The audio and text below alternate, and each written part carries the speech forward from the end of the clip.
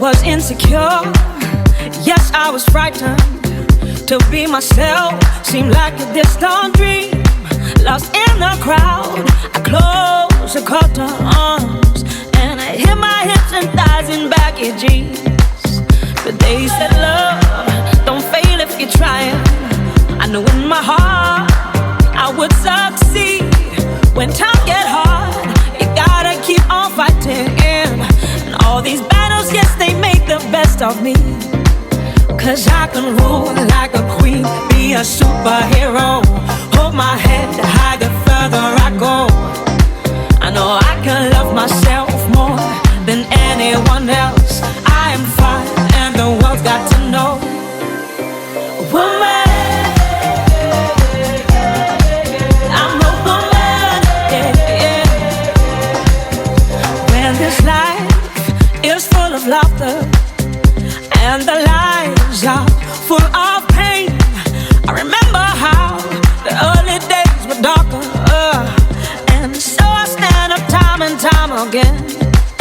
And now I'm sure, oh yes, I'm certain, if I'm breaking down, well, it don't make me weak. Cause I learned how to stop the hurting by giving all my love right back to me. Oh, I can rule like a queen, be a superhero.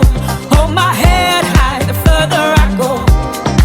I know I can love myself more than anyone else. I am fine and the world's got to know. Oh. Good afternoon and welcome to Shatter Summit. We are so thrilled that you are here. I'm Stefanie Lingle Beasley, partner at Beasley McCusker Communications and co-founder of the Silicon Valley Women's Leadership Initiative. Today, you will be part of an extraordinary event. We have leaders in venture, fintech, health tech, sustainable fashion, DE&I, ESG, and so much more. To tell you all about it is my business partner, Carolyn McCusker. Thank you, Stefanie. Our team at Beasley and McCusker and the Silicon Valley Women's Leadership Initiative is honored to partner with Shelly Kapoor Collins on today's landmark Shatter Summit. Shelly is one boundary-breaking woman. She's a venture capitalist working at the intersection of technology, innovation, and policy, focusing on investing in early-stage, female-led and founded technology startups. After founding and running her own companies, Shelly made the leap from entrepreneur to VC and founded the Shatter Fund to have a more significant impact on the emerging market of female entrepreneurs and enable female founders to become 100% participants in the innovation economy. Shelly was appointed to the National Women's Business Council by the Obama administration and served as vice chair of the Women in Public Service project started by Secretary Hillary Clinton while at the State Department. She also served as a national co-chair for technology for Barack Obama's 2012 campaign. And she worked alongside now Vice President Kamala Harris as a tech advisor. Earlier this year, Shelly joined Sway Ventures to continue her work backing game-changing female and diverse CEOs. Welcome, Shelly. Thank you so much. Thanks for having me, and I'm really excited to be here. Welcome, everyone. Carolyn, thank you for that kind introduction, and welcome to our audience. We're so excited that you could join us today. In 2021, we see the world informed by a female experience across industries in politics, venture, finance, business, journalism. We're in a more hopeful chapter for women's leadership. It's an inspiring moment, and it's definitely time. As trailblazers, as leaders, we need to come together and each do our part to invest in women in our communities so that we can ultimately, collectively have a global impact. And the importance of investing in women cannot be understated. The Shatter Summit Conference celebrates high-powered women who you're going to hear from today across all these industries that I just mentioned and their paths to inspire other women. Women's leadership isn't just about the right thing or attaining equality.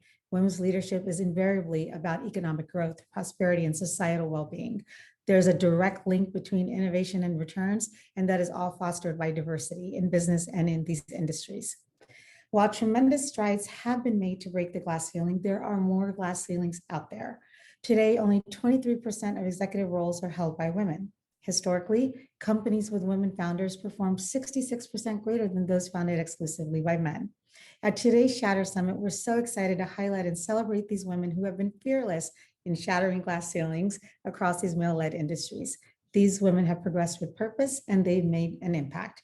And with that, it is my great honor to introduce to you the first speaker, the WNBA's Commissioner, Cathy Engelbert.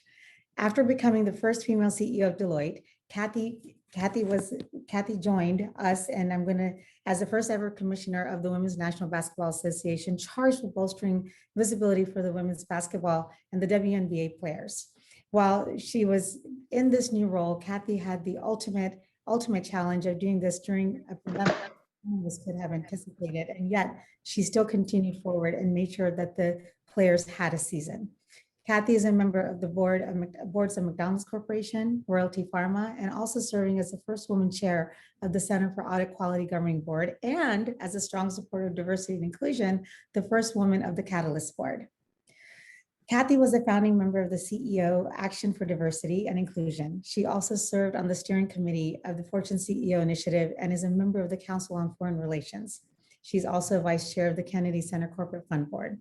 Cathy has been listed, rightfully so, as Fortune's most powerful women 4 years in a row, and she was also awarded the honor of 100's highest rated CEOs of Most Productive People magazine. Cathy has 2 children, which has earned her recognition as one of the Working Mother magazine's 50 most powerful moms. And Cathy still uses basketball as a stress reliever, sometimes even playing in her heels. Welcome, Cathy. We're so excited to have you. Thank you so much, Shelly. Hi, everyone. First, I want to say thank you for having me today, be part of this incredible lineup of speakers. I know it's been an incredibly difficult 20 months for so many of us, and I hope you're all staying healthy and safe. And I'm feeling a bit lighter this week because we just crowned a first-time champion. The Chicago Sky set the city on fire, and they really adopted this team finally, and they won the 2021 WNBA championship on Sunday night. So hopefully some of you caught that. And our season has come to a close with 0 canceled or rescheduled games due to COVID. A big shout out to the WNBA players for being the first fully vaccinated league. And that was all in the middle of the Delta variant, and so proud of them. And we had an incredible, this was our 25th season. The only women's professional sports league in the US to reach 25 years and actually double any other league. So that should tell you something about how hard this is. And we just had an amazing season, one of the best yet for viewership, social engagement, as well as on-court play. So I'm here today actually because I met Shelly at a Washington Mystics game earlier this season. So we hit it off, and you know, really she's doing such amazing work. And you know, at the WNBA, something we focus on a lot is aligning with values-driven companies. We've signed a bunch of those over the past year. You know, people who want to uplift women and diverse women, and women in sports. So kind of the positive power that I think, you know, those of you very accomplished people on this call is just so powerful. And, you know, I always go back to the statistic that I've been told that 80% of every consumer purchasing decision is made or influenced by a woman, which is pretty impressive. So, you know, if I was leading a corporation, the question should be, why wouldn't you invest in women? Why wouldn't you support a league like ours of diverse women? Rather than what I usually get asked is, why would I? Like, it should be, why shouldn't I? You know, so, and just some quick background on myself. After 33 years of a very blessed career at Deloitte, and I was coming to the end of my term as their CEO, I was thinking, like, what would I want to do next? And it actually took me a while to think through. So for those that might be transitioning or thinking of new jobs, roles, second acts, I did some soul searching, and it took me about 4 months to do that, by the way. And you know, I wrote down 3 things. I'll never forget. I was on vacation with my daughter by a pool in Naples, Florida, and I wrote down 3 things that were important to me on what I wanted to do next. Something, you know, different, something with a broad women's leadership platform, and something I had a passion for. And when this opportunity to be the commissioner of the WNBA came to me, I originally was like, no way, I'll do another corporate job. But a good friend kept telling me, this is the perfect role for you, Cathy. And I mean, I was involved in the Women's Initiative back in 1993 at Deloitte when our prior CEO, who was a man but had daughters, started that. And I just said, you know, and going back even further, I'm one of 8 children. I have 5 brothers. grew up playing every sport possible, including basketball in the backyard alongside my siblings. Then I went on to play both college basketball and lacrosse at a small school in Pennsylvania, Lehigh University, but was fortunate to play for Naismith Hall of Fame Muffet McGraw, who went on to great success at Notre Dame. And then my father was drafted in 1957 by the Detroit Pistons in the NBA. So you might say I had some pretty good basketball DNA, but, I didn't realize it at the time. But when I was playing team sports, so much of my leadership skills 35 years later, I credit as my time being an athlete, especially when I became the CEO of a 100,000 person firm and now commissioner of the WNBA. So, and I love the theme today, investing in women on a global scale. I want to talk a little bit about, Shelly asked me to talk a little about leadership that's been particularly relevant to me. And I call them my 5 truths. So here they go. I know this is very accomplished women and you're going to know all these things, but just to reiterate, especially if you're earlier in your career, number one has always worked for me, especially taking on different leadership roles over my 36 years or so. But one is get the small things right and the big things will come easier. There was a commencement speech a few years ago by Admiral Bill McRaven where he talked about being a Navy SEAL and what were the 10 lessons from being a Navy SEAL to change the world. Number one is my favorite. If you want to change the world, start by making your bed. And what that meant was get the small things right and the big things will come easier. And I always say when you're starting in a new role, becoming a new leader, my best advice is do a few small things of symbolic value to build trust. And then the harder things are going to get easier. And it has happened to me so many times. I mean, at the WNBA, I came in not knowing one owner, not one player, not one staff person, none of the media. And I visited each of our markets and listened to owners and teams and players and fans, referees, the whole ecosystem. And that was critical in building the trust to listen first. What were the small things that bothered them? By the way, most of them were small, especially talking to the fans who aren't shy about talking to you about what aggravates them. And this played a huge role. Then I could actually chip away at some of those small things. So when it came time to do a big collective bargaining agreement negotiation or to innovate around a second screen experience in the middle of the pandemic last summer, or have the players play in the middle of a racial crisis with our very diverse league of 80% women of color. So, mutual trust was built and therefore we were able to get some of the harder things done, like play in the middle of a pandemic. So that's number one. The second one is a basketball analogy. Sorry for this, but shoot when you are open. Take advantage of the opportunities that come your way.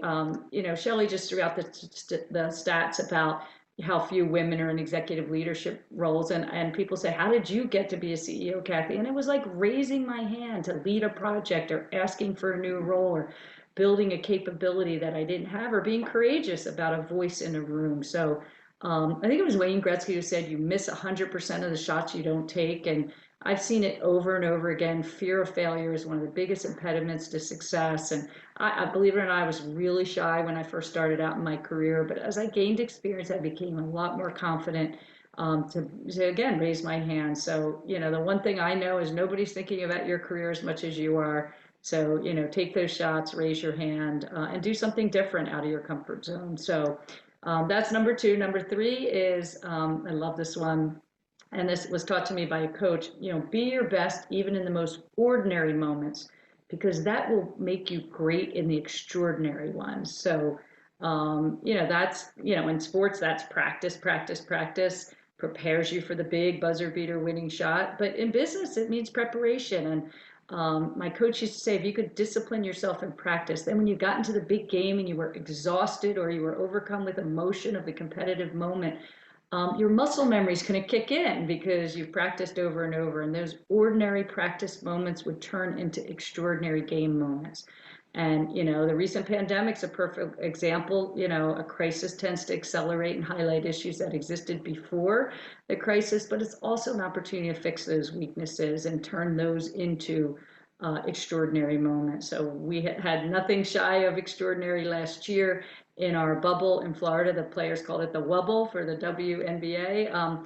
But, we probably, not to have a season for us was existential for a league of our size and scale. So the ordinary moments of preparation that led to this bubble, no player COVID plus positive cases during the season, amazing elevation of the social justice platform of these amazing WNBA players, honoring Say Her Name, female victims of police brutality, standing for their values, again, amidst a heavy burden of emotion, not just the pandemic, but racial crisis, and then being thrown in the middle of a political battle in Georgia. So just so proud of the players. And then, you know, fourth is everyone's responsibility, and you see this time and time again around the integrity of being a leader, is choose the harder right, not the easier wrong. I mean, culture, as you all know, starts at the top.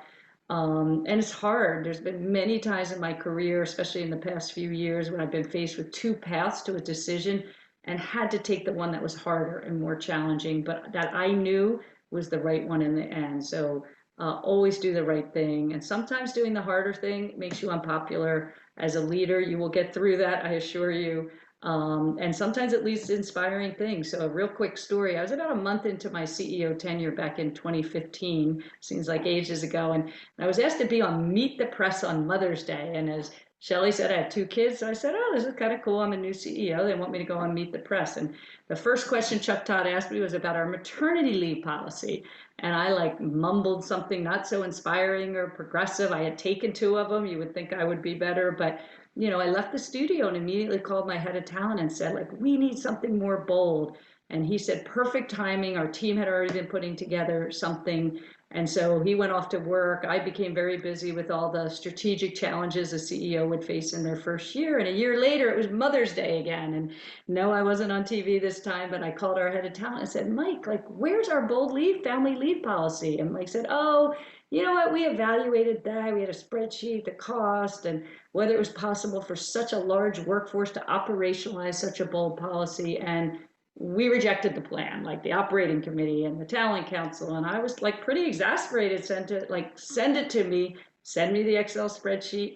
I knew the right thing to do at that moment in time in 2015 was to put in place a progressive policy for family leave, poked holes in the spreadsheet. That's the nice thing about being a CPA also, and made a decision it was the right thing to do. We put in an industry-leading family leave policy, not just for maternity leave, but for women and men, for paternity leave, for all family leave men, sick parent, sick sibling, sick child, in addition to the happy time of parental leave. So I can't tell you how impactful it became. Handwritten letters we received from employees being there at the time of the need, and those who had rejected it were the heroes also. I made sure all the leadership knew that they were part of this, and you know, being there in a moment of need for someone is pretty amazing. So so many great stories coming out of that, of people courageously taking it and still getting, you know, the work done. So so it was the right thing to do. So my last lesson is use failure as a stepping stone, not a roadblock. Another quick story as I wrap here, and this will be more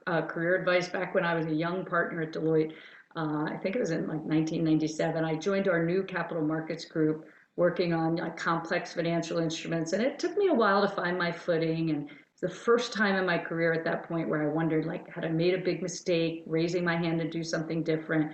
I actually almost quit the firm. There was actually a more experienced partner in the group who told me, we don't need you. We already have experienced people like you. You know, but after 6 months of hating it, I became determined to stick with it. And soon this created a platform. I built a very large network, meeting with hundreds of CFOs and treasurers around the country, ended up being in the group for 4 years, and eventually meeting a leader who became my sponsor and helped me along my path to CEO. So look, I initially felt like such a failure, but it turned out to be this great platform for me. So again, you never know what your failures will turn into, and I'm sure you all have great stories about making failure as a stepping stone rather than a roadblock to success. So just to wrap, like, small things, get them done right, and the big things come easier. Shoot when you're open, be your best in the ordinary moments, and then you'll be great in the extraordinary ones. Choose the harder right, not the easier wrong, and finally use failure as a stepping stone, not a roadblock. So as I said a few minutes ago, this group has just such collective positive power that may be unmatched. I don't know you all that are on this, but I know you all do great things. So thank you for that. Thank you for the support of the WNBA players, because I know this group enormously supports these amazing, diverse women. So with that, I hope you all enjoyed today's lineup. Hopefully that was a little warm up for you. And Stefanie, back to you. Thank you so much, Cathy. What inspiring words and what terrific lessons. And we are excited with the prospect of the next panel. We've got a health tech panel with some of the most interesting women you'll ever meet. Our moderator today is one of those incredible women. She is Delphine O'Rourke, partner at Goodwin's Life Sciences Group and a leader of the women's health and wellness practice. She is a health law subject matter expert and provides strategic guidance, technical expertise, and regulatory counsel to clients. Additionally, Delphine is a fierce advocate for founders in women's health and partners with them along their journey, providing them with critical, strategic, and legal advice. Welcome, Delphine. We're so thrilled to have you. Thank you, Stefanie. On today's panel, we have 4 extraordinary leaders. Susan Solinsky is the founder, CGO, and COO of Ellipsis Health, the first AI-powered, speech-based vital sign to both quantify and manage depression and anxiety for scalable behavioral health. It's just amazing. Susan is a serial entrepreneur. She's a thought leader in healthcare. Susan's a Princeton grad, and she's a founding NLP at How Women Invest and the director for the Women's Health Tech Challenge for HIT Lab. Nasheen Hashimi is a tech veteran, entrepreneur, investor, and philanthropist.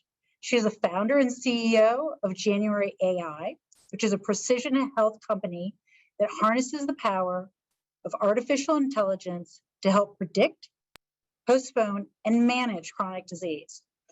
At June 15th of this year, January AI was honored by the World Economic Forum, yes, the World Economic Forum, as a 2021 technology pioneer.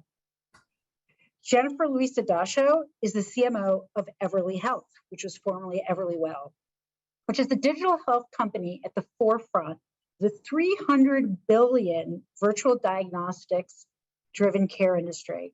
Everly Health serves over 220 million people annually with over 900 employees. Its subsidiaries include Everlywell, Everly Health Solutions, and Everly DX. And prior to joining Everly Health, Jenifer led consumer and creator marketing at Pinterest and served as Trulia's head of brand. Kaitlin Christine is CEO and founder of Gabbi, a femtech company aiming to solve delayed diagnosis of preventable diseases that affect women, starting with breast cancer.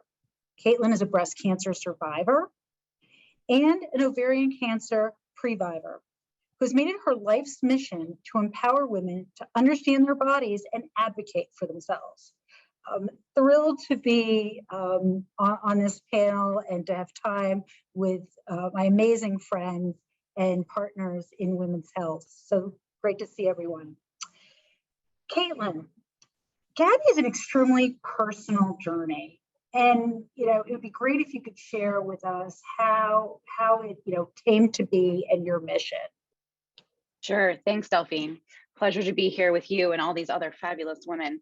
Yes, like you said, Gabbi is a very personal mission for me. I started Gabbi after I lost my mom to a delayed diagnosis of breast cancer. And shortly after, I found my own breast lump and just had to fight to get a physician to take me seriously.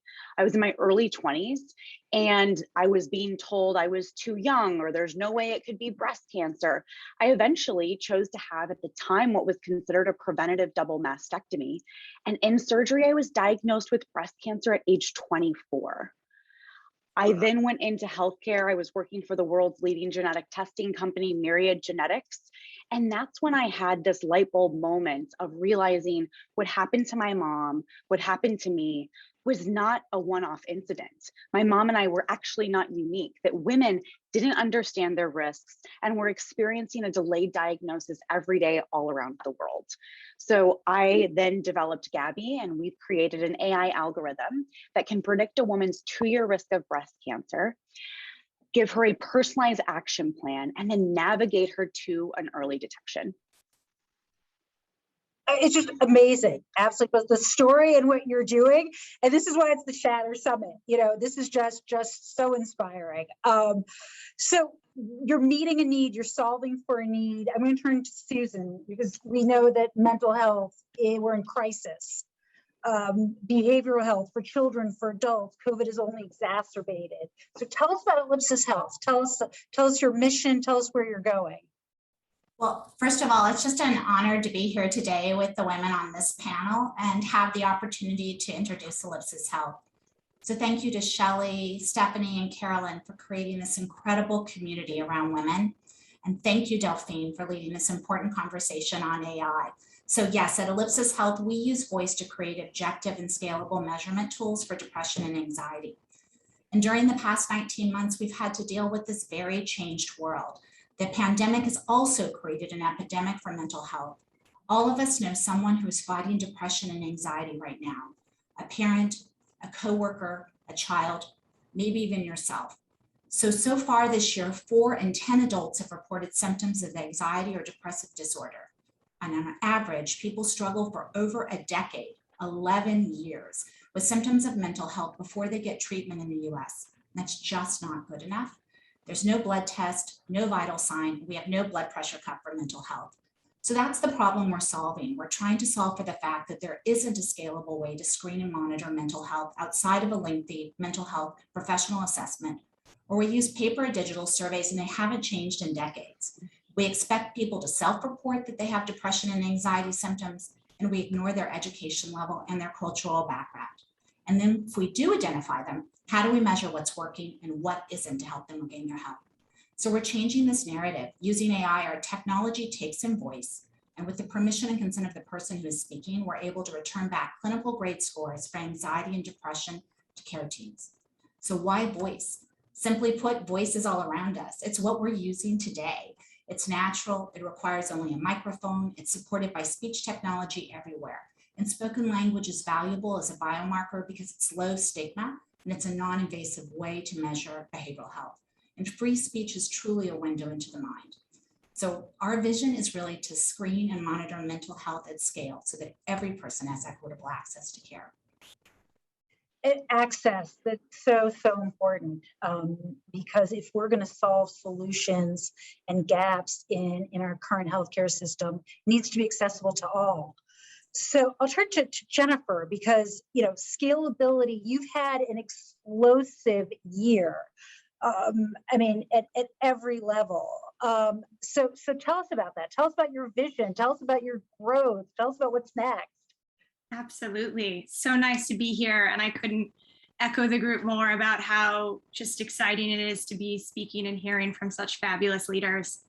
So Everly Health is committed to transforming lives through modern diagnostic-driven care. We believe that better health is achieved when everyone, this accessibility concept, has access to fully integrated digital care. And to make that happen, we need to relentlessly push against challenges in healthcare like transparency, cost. Cost is really important, cost is really an issue, and most importantly, this idea of the unpredictability of cost. It's a really big issue for people, and it keeps a lot of people out of the healthcare system. The sheer amount of time it takes to coordinate your care. I'm a mom, I've got 2 kids, I coordinate care for my family, so that's coordination times 4. And when it comes to cost or accessibility or convenience, what happens is when you have experiences that don't meet a person where they are in their life, they opt out.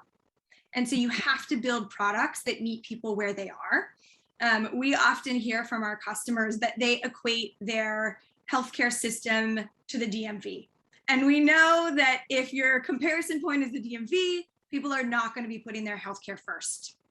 So at-home lab testing, which is where Everly Well started, and telehealth, which is where PWN started, and the combination of those 2 organizations are now Everly Health, is really a way where we can bring and provide testing and telehealth support where people are in their lives at any given moment in time. It's also really important that information, I know both panelists so far have spoke about the lack of information and understanding that we have about healthcare or options. Presenting that and giving people access to that in really straightforward and insightful ways is incredibly important. We all know data for data's sake isn't really going to solve the problem, but we need data presented in a way that's clear and digestible. This is the reason why we've leaned into our digital health platform, which provides your healthcare data in a really easy to understand and digestible way. I think last, something that's really important that we've been focused on is, quite frankly, people don't want to make trade-offs, which for their healthcare, they really shouldn't have to. And oftentimes there's been this dichotomy of either it's the doctor-led system or it's the self-directed system. And in the self-directed system, you're trading convenience for quality. And we just fundamentally believe that's a trade-off no one should have to make. And we are going to continue to push against that and do everything we can to build products that people want to use, that are clinical and credible, and make it really easy for a broad set of people to have access to quality care. You know, I'll just make a connection with Cathy's comments where, you know, women are the CFO of the home. We're also the chief medical officer of the home. So when you're investing in women, you're also investing in every member of the family. And now there's more and more data that we're making decisions for 3-4 generations. So this is about investing in women. It's about investing in our communities. It's investing in family. And it doesn't have to be a trade-off. I mean, that was the dialogue around telehealth for so long. If you're going to have telehealth is going to be a trade-off between quality care and accessibility. And that's proven not to be the case. Yeah. And meeting the patient where she is so critically important. Nasheen, one of the biggest challenges right now is talent. And we all know that the talent is so critically important. And in all aspects of healthcare, whether or just overall, whether it's because of the recession, or we're seeing that there's shortages of healthcare workers and hospitals are having to close down COVID wings. How are you handling this? You know, because I mean, you're solving that problem. So would love your insight. Thank you, Delphine. It's such an honor to be with this group of women. I'm so pleased to see women starting and managing unicorns, which is something I have worked towards for the last 25 years in the Valley. So this is a great honor. About talent, yes. So talent is generally, post-COVID, we're seeing a very interesting trends. We are seeing the Great Resignation. I don't know if how many people have seen those words, but the Great Resignation is happening, and you can see that a lot of people are on the move. So sometimes you're losing talent, and sometimes you're gaining talent. But people have fundamentally stopped to, they've sort of paused and are thinking about how they're spending their careers, how their lives, and they're basically looking for more balance and looking for mission-oriented companies where they can really dedicate themselves to. And the work that they do, they really want to tie that work to something truly meaningful to them. So we're seeing a huge amount of movement in talent. But I think that we would like to see a lot more talent in healthcare. And I think a lot of traditional best and the brightest technical talent has gone to big ad tech companies like Facebook. And we are really hoping that people are going to move from the attention economy, which most people agree has been harmful to our society, towards vital sectors such as healthcare, where we can actually save lives.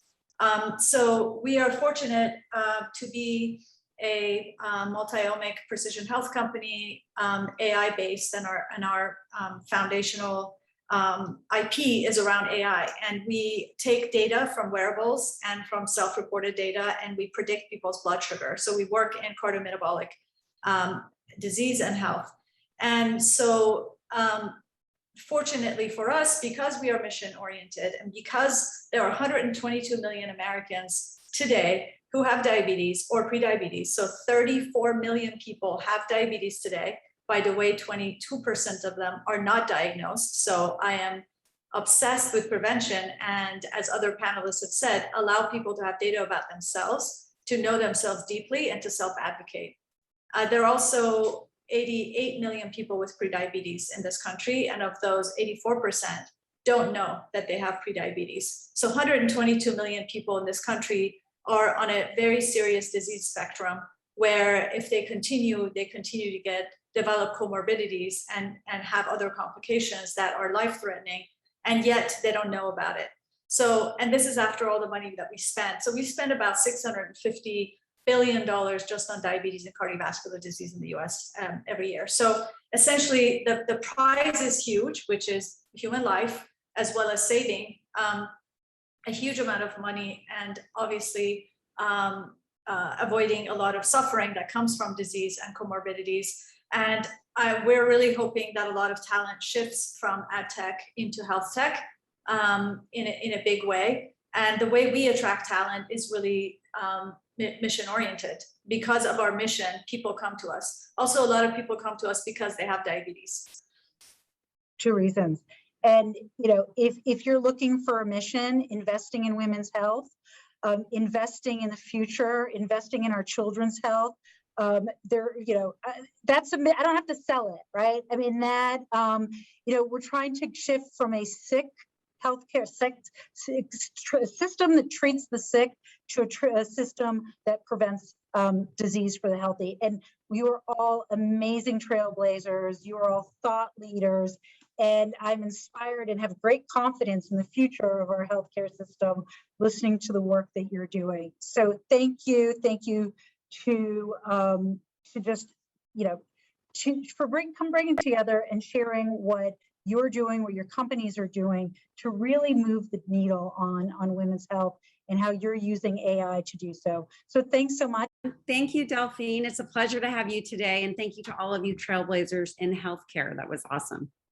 Next up, our guests will focus on the importance of funding female and diverse founders through venture capital. Here to moderate is an award-winning anchor and reporter, Ali Velshi.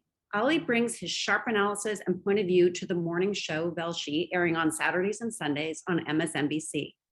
Before joining NBC News and MSNBC in 2016, Ali hosted Ali Velshi on Target, a nightly primetime show on Al Jazeera America. Before that, he served as CNN's chief business correspondent, anchor of CNN's International World Business Today, and host of CNN's weekly business roundtable, Your Money. Ali also co-hosted CNN's morning show, American Morning. Welcome, Ali. Well, it's my great pleasure to be here at Shatter Summit, celebrating women at the top of their game in a variety of fields. And I'm excited to be speaking with two boundary-breaking venture capitalists who are champions for female and diverse founders.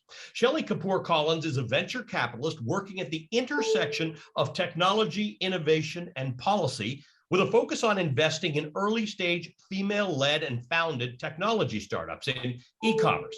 After founding and running her own company, Shelly made the leap from entrepreneur to VC to have a greater impact on the emerging market of female entrepreneurs and to enable female entrepreneurs to become 100% participants in the innovation economy. Shelly was appointed to the National Women's Business Council, the NWBC, by the Obama administration, and she served as the vice chair of the Women in Public Service Project, started by Secretary Hillary Clinton while she was at the State Department. Shelly also served as a national co-chair for technology for Barack Obama's 2012 campaign and worked alongside now VP Kamala Harris as a tech advisor. Shelly was named to the Forbes 40 Women to Watch Over 40 list in 2015 and one of the top 20 influential Indian women by the Economic Times of India. Earlier this year, Shelly joined San Francisco-based Sway Ventures, where she's continuing her venture investing, identifying founders through a DE&I lens. She holds an MS and a BS in Management Information Systems from the University of Maryland. Also joining us, Jessie Draper, a mother of 3 boys, founding partner of Halogen Ventures, as well as the creator and host of the Emmy-nominated television series, The Valley Girl Show. Draper is a 4th-generation venture capitalist focused on early-stage investing in consumer technology companies led by female and co-ed teams. Among her 65 portfolio companies are ones that you know, like the Skim, Glam Squad, Carbon 38, Hop Skip Drive, the Flex Company, Squad, which was acquired by Twitter, Eloquy, which was sold to Walmart, and This Is L, which was sold to P&G. Selected as one of the top 10 early stage female investors by Business Insider, Jessie was also listed by Marie Claire magazine as one of the 50 most connected women in America. She sits on the board of directors of Trust and Will, Blue Fever, Carbon 38, Prima Donna, creator of the Nailbot, and the nonprofit board BizWorld and Project Glimmer. In the fall of 2020, Jessie penned an opinion piece titled "Investing in Women is Not an Effing Charity," outlining the fact that investing in women is a $3 trillion opportunity. And that's the main part of this discussion. This isn't about doing good. Might be, you might feel good about it, but it's actually real business. So Jessie, let me just start with you. Perspectives on investing now through the lens which you see investing and through what you focused on. Yeah, perspectives. I mean, thank you for the kind introduction. And in terms of perspectives I see now, you know, I've been investing in women for quite a few years now, about 10 years. And I have seen, you know, as you mentioned, I've had quite a few exits. It's an enormous opportunity. Women raise half as much capital. They double the return in a year less time. And that's what a lot of the data is currently showing. I have seen that firsthand. And also, I think as illustrated through the pandemic, we have over 70 companies. And I always like to say we have 3 male CEOs and 70 companies. So we don't discriminate.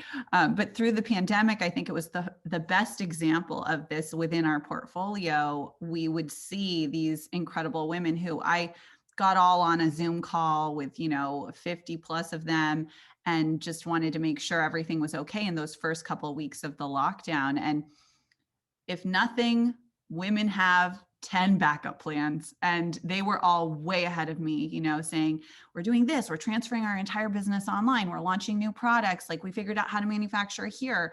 And where I thought I was sort of giving them a warning, we need to figure out what to do, they were all so ahead of me. And so I think, you know, I mean, the evidence is very clear that investing in women is an enormous opportunity, but also we need men. It's a balance. Which we haven't had, Shelly, for a long time. I mean, if one agrees with the idea that there should be balance, there's remarkable imbalance, but it plays out in different ways. It's not just an imbalance in the number of women-led companies there are or women-founded companies there are, but it's in the way they get funded. That's exactly right. That's exactly right, Ali. And what I would add on to what Jessie is saying is, you know, look, women are the best multitaskers out there. We can keep priority A, A1, and A2 all at the same level. So look, when I started the Shatter Fund, it was the first generation of funds, right? My goal was simply to get access to capital into the hands of female entrepreneurs. Fast forward 18 investments later, all in consumer tech, leading brands like Glam Squad. Jessie and I are co-investors in Glam Squad together. That's a big part of how we met, and as well as Urban Sitter, Fitz Frames, Hintwater.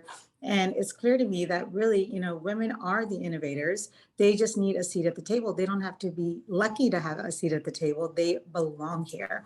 And with that, I'll throw out some numbers. Look, by 2030, women in the US alone will control 30 trillion in assets. They will manage 30 trillion in assets. By the year 2028, women globally will be controlling 75% of discretionary spending. We are the number one consumers. We are the number one decision makers in our households. And so how come we are not the ones that are designing the solutions for us? So that is why it was so critical that female entrepreneurs have access to capital, to networks, to markets, and then that way they can be 100% participants in the innovation economy.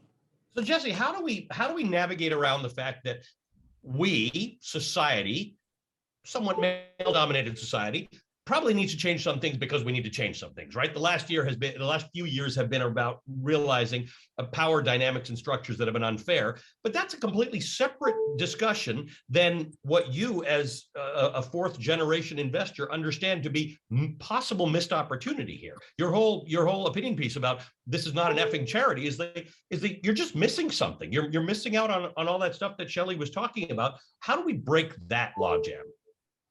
I love this question. Yes, we're missing out. I mean, everyone is missing out by not investing in the next female leaders, the next female billionaires. We need that to, one, change the gender equality dynamic economically.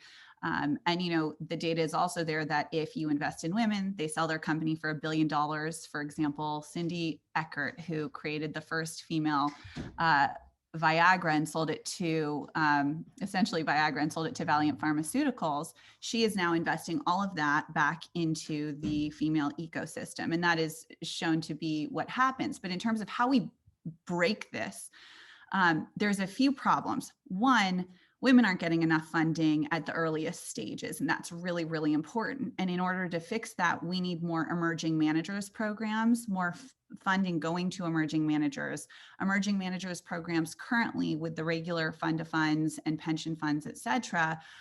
Those, they have actually said, we need to get to know you for 5 to 10 years. And I always respond with, okay, well, in 5 to 10 years, I'm not going to need you. I'm not going to be an emerging manager anymore. But there's something broken there at the bottom and then also at the top. So Shelly and I came together because we both invest in women, and all of the women run funds and diversity and inclusion oriented funds have really band together because there's not enough capital going into this sector at all. But also recently what I've realized is as our funds get bigger and bigger, I have to go to larger pools of capital. There are about 20 advisors at the top. And I'm sure by saying this, I'm alienating many investors in my next fund. But there are about 20 advisors who manage the majority of the capital and endowments in the world. 20 advisors. And these advisors are the least connected individuals in the world.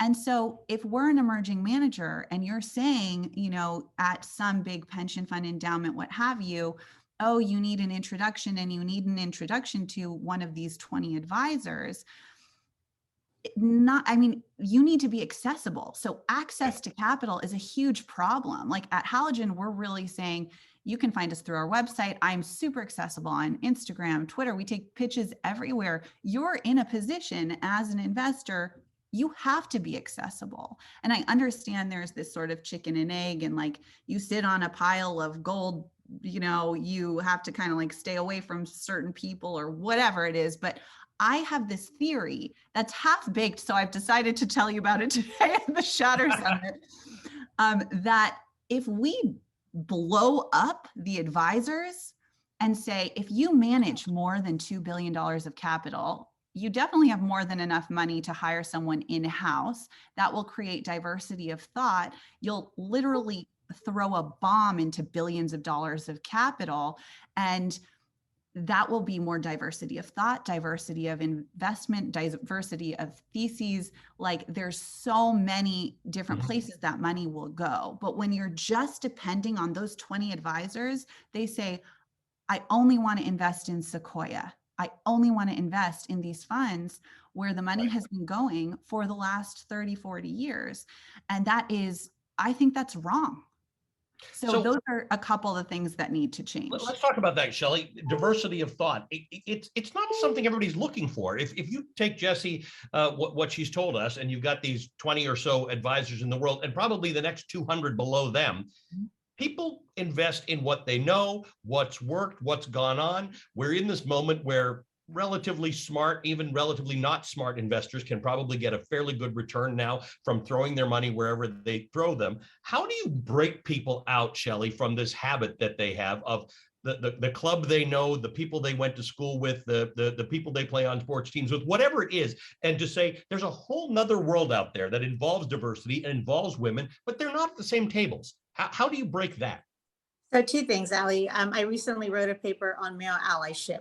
And, women, as much as we are now, getting access to capital as entrepreneurs and as investment partners like Jessie and I, who are writing those checks and making investment decisions, it is still clear that men and women need to work together to bring more women into venture capital, into investment decision-making roles. So I'll give you one example. I joined Sway Ventures earlier this year. I've known the COO, Greg White, for the last few years. We've co-invested together. We have philanthropic interests together. And when it came time for them to expand their their DEI focus. And, he reached out to me and he said, look, Shelly, we'd love for you to come over and do what you're doing at Shatter, but on a larger scale and lead our early stage investing for retail and brands. That made perfect sense to me because that is where women naturally fit and where they are able to, start companies, have less capital requirements up front. But the point of that little anecdote is that Greg White was the one who brought me into it. He opened that door for me from an investment decision-making process. And I'll even cite two other examples outside of venture. Look at Joe Biden. He had to pick Kamala Harris, who's, someone that I've known since her district attorney days as his running mate for her to be able to become that vice president that we've never had, that historic vice president. Look at Derek Jeter. He gave Kim Ng an opportunity to become manager of the Marlins, general manager, which has never been done before. So that male allyship, whether it's in venture, sports, tech, finance, it's all critical.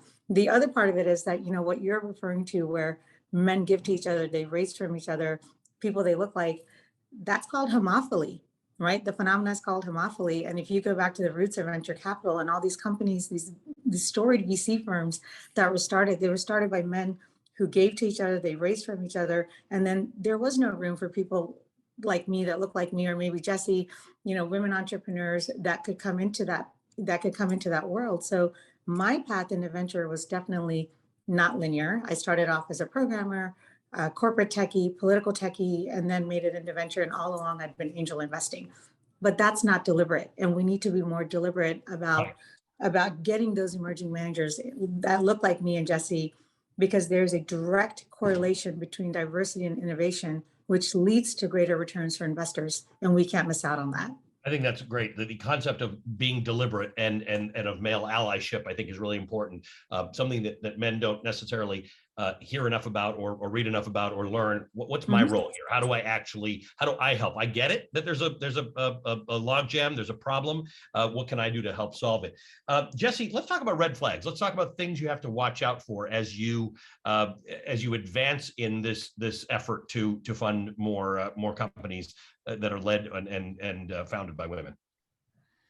I think red flags, like I think it's similar to any entrepreneur that you're looking at, male or female. There's things that turn me off, and things like con artists or someone claiming that they're doing 5 million in revenue who has no revenue. I think there's things like that, but also when I set out to start Halogen, I always was very focused on the idea of being able to pivot and being a coachable founder, because who knows, you may end up in the middle of an international pandemic and have to completely change your entire manufacturing situation or move your entire business online. And so I really stuck with that every time, where I would always throw a curveball in terms of what I was asking the founders. I mean, ultimately we look for a really unique proprietary product that's defensible in some way, some sort of traction, be that $1 million in revenue, 100,000 users, or if they're pre-product, some sort of data, like show me this is an opportunity. How can you show me this is an opportunity?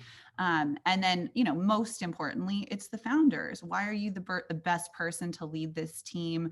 Why is your team the best?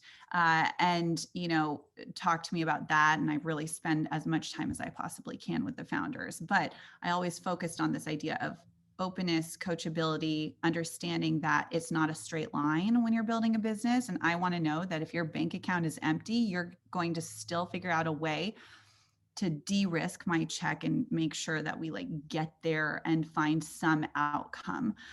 So those are a couple of the things I think about. But in terms of red flags, I know Shelly and I have really bonded over this particular investment, because you as an investor, I think people don't talk about in VC, like I do 20 to 30 deals per portfolio. So I assume a certain percentage is going to go under. In early stage VC, this is the riskiest asset class. You have to take that into account. So Shelly and I recently had a deal go under, Glam Squad, but actually it didn't have to go under. The problem was, and this is the second time this has happened to me. It also happened with Sugarfina, both very, very well-known brands. And as small emerging managers, it's very difficult to make your way and protect yourself with the right terms and rights, because you eventually get wiped out by these billion-dollar funds.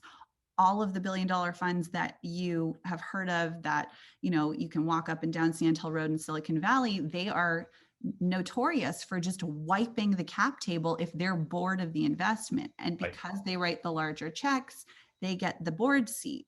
And so Shelly and I were in a situation with Glam Squad where they completely wiped the cap table. And she and I were sitting there being like, wait, what? And we didn't even know what was going on because we didn't have the board seat, and we could have very well, with our connections, et cetera, helped them be acquired, find a better outcome. And so, I think red flags now going into these situations. I mean, Shelly, I'd be curious what you think. But I mean, do you want to continue this story? I'll thanks, Jesse. I, like Jesse said, we totally bonded on this, and we bonded on this because, look, we both expect that, a portion of our investments will go under. That's the nature of venture capital, of investing. But with our number one duty being to our, fiduciary duty being to our investors, if something doesn't have to go under, we're going to do everything we can to help that company. I know Jesse and I both made introductions to the CEO and management of Glam Squad, tried to get them what they needed so that they could survive. But Jesse, I would say that we were rebuffed most of the time because, we were rebuffed. Because we're the small men on the totem pole. I was going to say that's about relative size and power. So what do we have to do? Do you have to be bigger and more powerful, or do these structures need to change so that voices like yours are not snuffed out? What I would say to that, and Jesse, add on to this what you think. What I would say is that, even if you're not the largest investor, you're the smallest investor, act like you're the largest one, operate that way. Even if you don't have a board seat, Jesse and I don't have board seats on Glam Squad. So when I wasn't hearing back from the CEO, and by the way, the management changed completely out of the blue. And that new CEO, when I reached out and I wasn't getting an answer and there was no transparency, I went to a member of the board. I went and I tracked them down and I said, look, I need answers because, again, our number one duty is to our investors. And I need to look my investors in the eye and say, hey, we did everything we could. And you know what? We didn't get the response we needed. So I guess the lesson learned would be that, don't take transparency, lack of transparency as an answer. Push for information, operate like you're the largest, investor, just like the others, and do what you can. Yeah.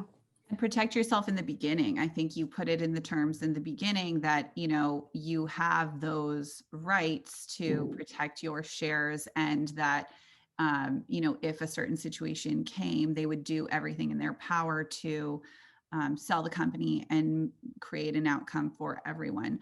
That was not done. And often what'll happen is a founder will get exhausted. It's been a long time. They'll lean on a lender, and then the lender is sort of in charge and will just say, okay, well, I want the company.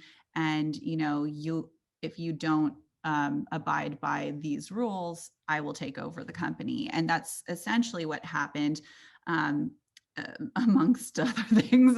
But I think this happens so often for the smaller investors. And I think as a founder also, you need to remember that you have a responsibility to do everything in your power to make everyone back their investment.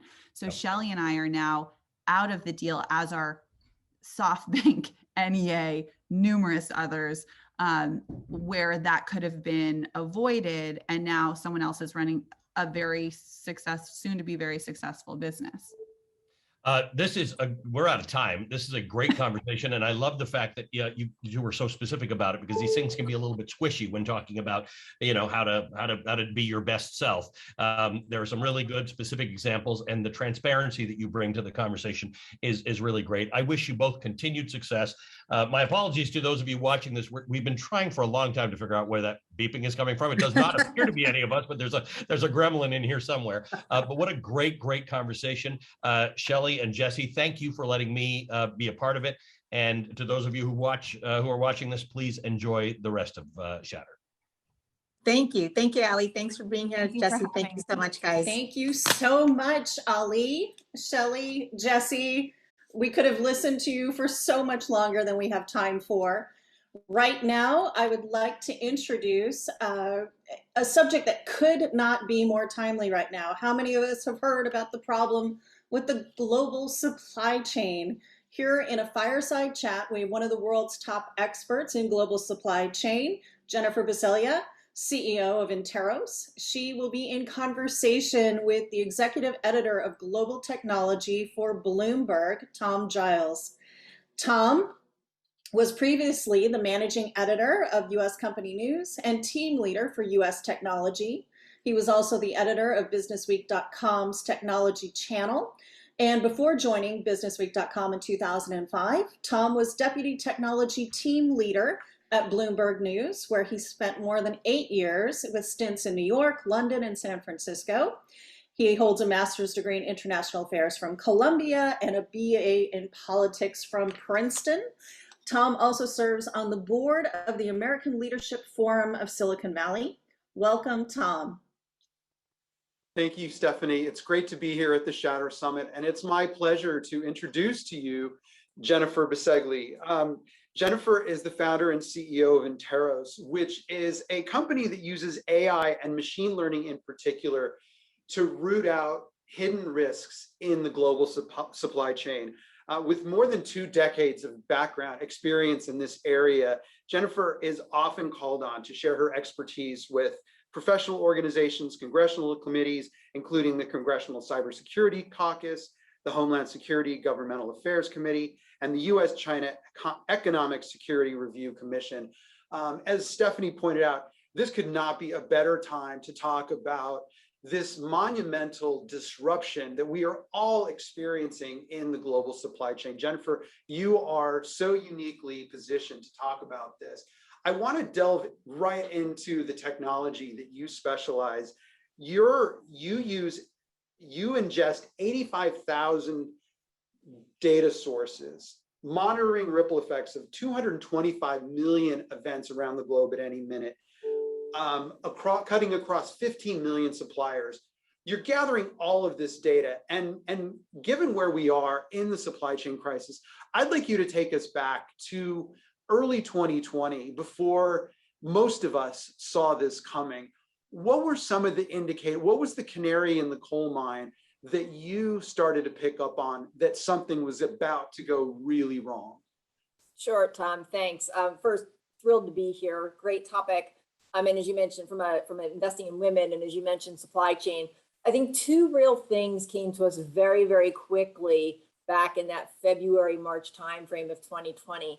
The first is that folks were missing their shipments, right? That was the easy one to catch, is that so much of our economy, especially when you think about technology, comes out of Southeast Asia, and it just wasn't being shipped. And I think one of the biggest things we saw was Apple announced that they were going to miss their earnings.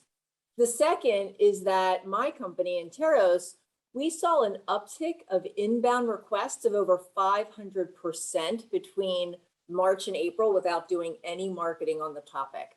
And I think between those 2 things, we knew that big changes were about to happen.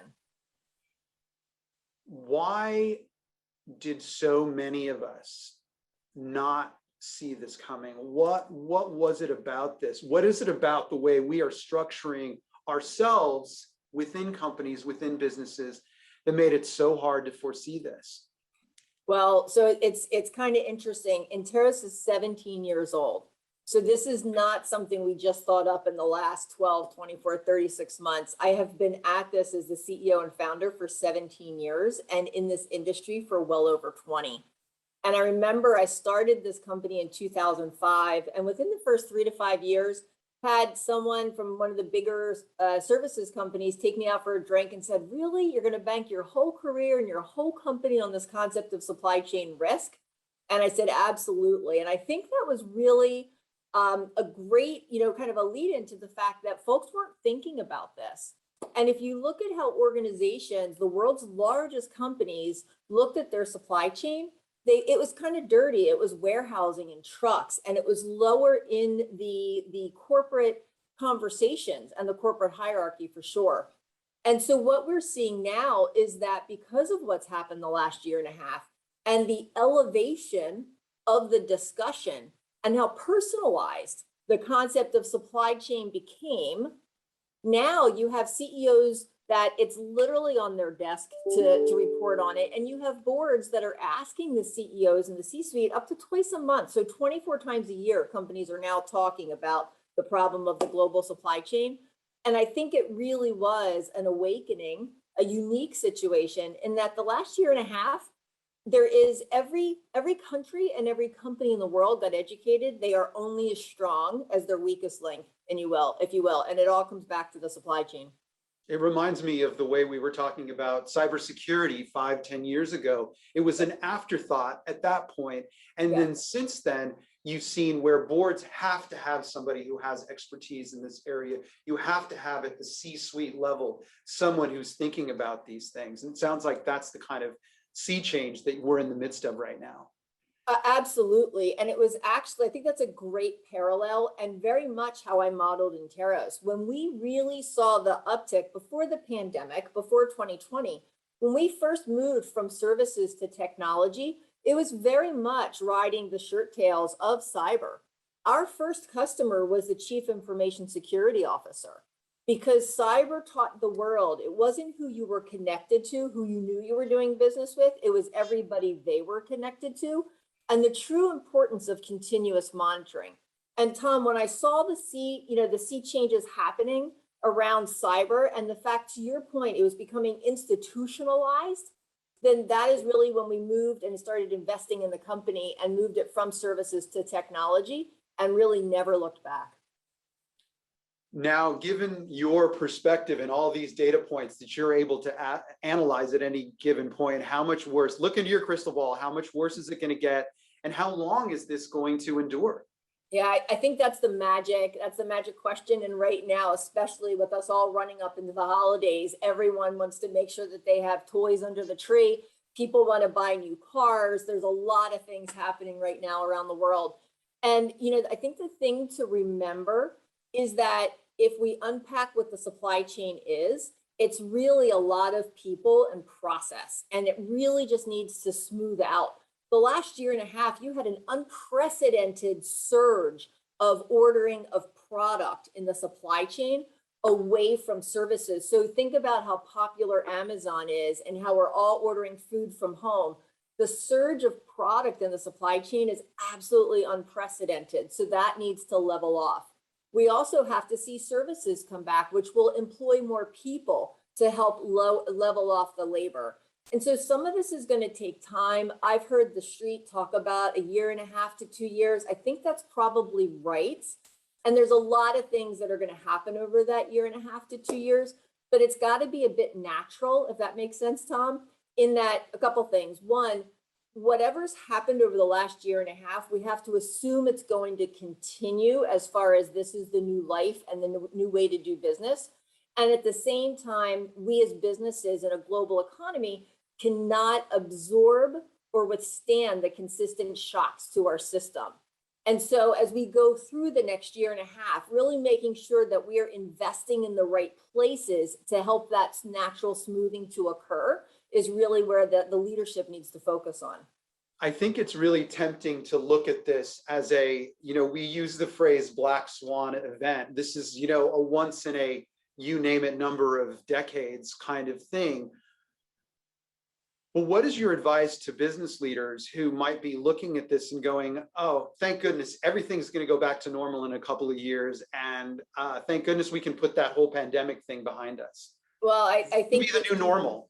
I was going to say, I think the assumption should be this is the new normal. And, we've put out blogs and white papers on the black swan is dead. The pandemic really wasn't a black swan. If we were paying attention to it, if our supply chains 1.5 years ago were not managed on Excel spreadsheets, if we weren't reliant on once a year surveys back in 1.5 years ago, everybody would have seen this one coming, or at least been given some tips and cues to get ahead of what ultimately happened the last 1.5 years.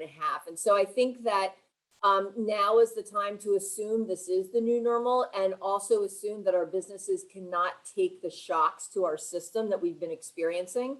And so how do we leverage investment in people, processes, and technology to take advantage of what is available today so that we can make the world a better place, so that we can be competitive in this global economy, And ultimately, we really have to think about how the supply chain is being played out in the court of public opinion, right? So you have consumers making decisions over what businesses that they are going to buy from based on the transparency of the supply chain of sneakers on a website, or where does my food come from? And so we should assume that this is the new normal. And so investing in those people, processes, and technology is the only way to really win in the end. I want to talk a little bit about your fundraising. You just come off a big event. You raised 100 million earlier this year, and you've surpassed that $1 billion valuation. You had just had a fundraising event right before the pandemic, and I think one the year before that. So you've had quite a few. In the previous session, we had a lot of conversation around the challenges that female-led businesses and founders encounter when it comes to getting venture capitalists to buy into their story. You seem like an exception to that, given the math around how many female-led, female-founded companies have reached that status. I'd love to hear more about your experience in fundraising. And was there ever a time where you felt like you were encountering pushback that a male founder probably wouldn't have? Yeah, so a couple things there. One, I was thrilled and privileged to listen to some of the last panel, and I took some notes that Jesse was going through. You know, to your point, Tom, we have raised 3 years in a row. So I bootstrapped this company for 14 and a half years, from 2005 till 2019. Excuse me, we closed our Series A 2020, as you mentioned, the month before we all went remote. So last February, closed my Series B, and just finished up 100 million for a Series C. And I hope I'm done for a while. It's just, you know, the market's hot and it's a good time to take advantage of that. I think that something that Jesse said is really a conversation I've had many times with other women investors and those being invested in, is we need to see more women create investable businesses. And so what do I mean by that? I mean that the total addressable market is large enough that folks want to bring money to invest in it to see you achieve those goals. I think it's leveraging, in my world, it's leveraging technology, artificial intelligence specifically, so that it's big and can solve problems. And then making sure that you're surrounding yourself with people that the investors need to see, believe in, partner with, and want to invest in. And so I think Jesse made a really great point. My Series A investor and I tell this story all the time, that, you know, I had a 45-minute meeting to pitch Kleiner Perkins. And I walked in and Ted Schlein met with me one-on-one, canceled his next meeting, and spent an hour and a half with me. And part of it was we hit it off. Part of it is he understood immediately how big the addressable market is. And he believed in the technology we were going to build. But there was a large belief in me. And I think fast forward to my Series C at $1 billion valuation, $100 million, that was all about the TAM. It was the 3 T's, as my investor called it: the TAM, the tech, and the team.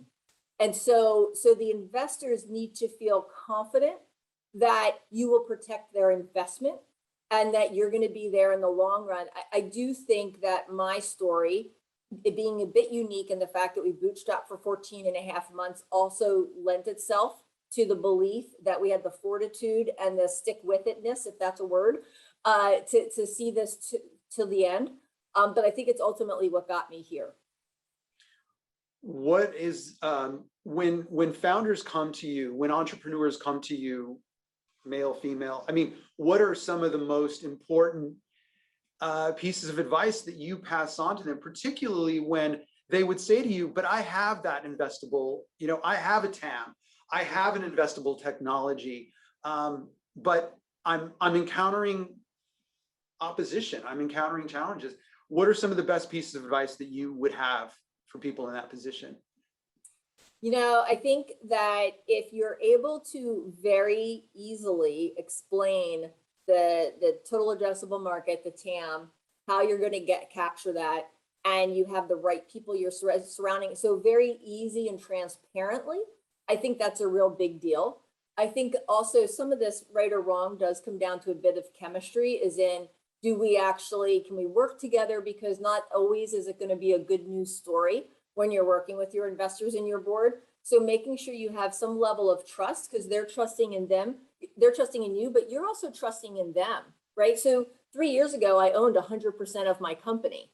Today, I don't. And so now I have let people that I've never met before the last 12, 24, 36 months into my business, into my family for all intents and purposes. And so I think there's getting the business right, getting the approach to market right, and making sure that you have that chemistry so that in the good times and the bad, you're able to get through that as a partner with your investor. I am incredibly transparent with my investors. I used to talk to them every week, maybe now every couple of weeks, because obviously things got a little bit busy. But I have a phenomenal relationship with my investors, and that's really what's worked well for us. That's a huge risk. You talked about how your ownership stake you have made a conscious decision, and you've had to let that diminish over time, hopefully not too much. How do you know when to make that hard decision to say, okay, you're somebody I'm going to let into this family, this business, and see that really vital asset, which is ownership of this thing you created? Yeah, it really just goes down to, I tell people I'm from New Jersey, I'm pretty simple, but it really comes down to basics. There's a level of trust, and there's a bit of what can you do for me? What's in it for me? And so the investors are looking at you to say what's in it for them. Will you be able to multiply my investment 4 to 5 times in the next 3 to 5 years? And for you, how can they help you achieve the dream for where you think your business can go? Is it introductions? Is it introductions to customers? Is it introductions to other technologies to partner with? Is it go-to-market partners?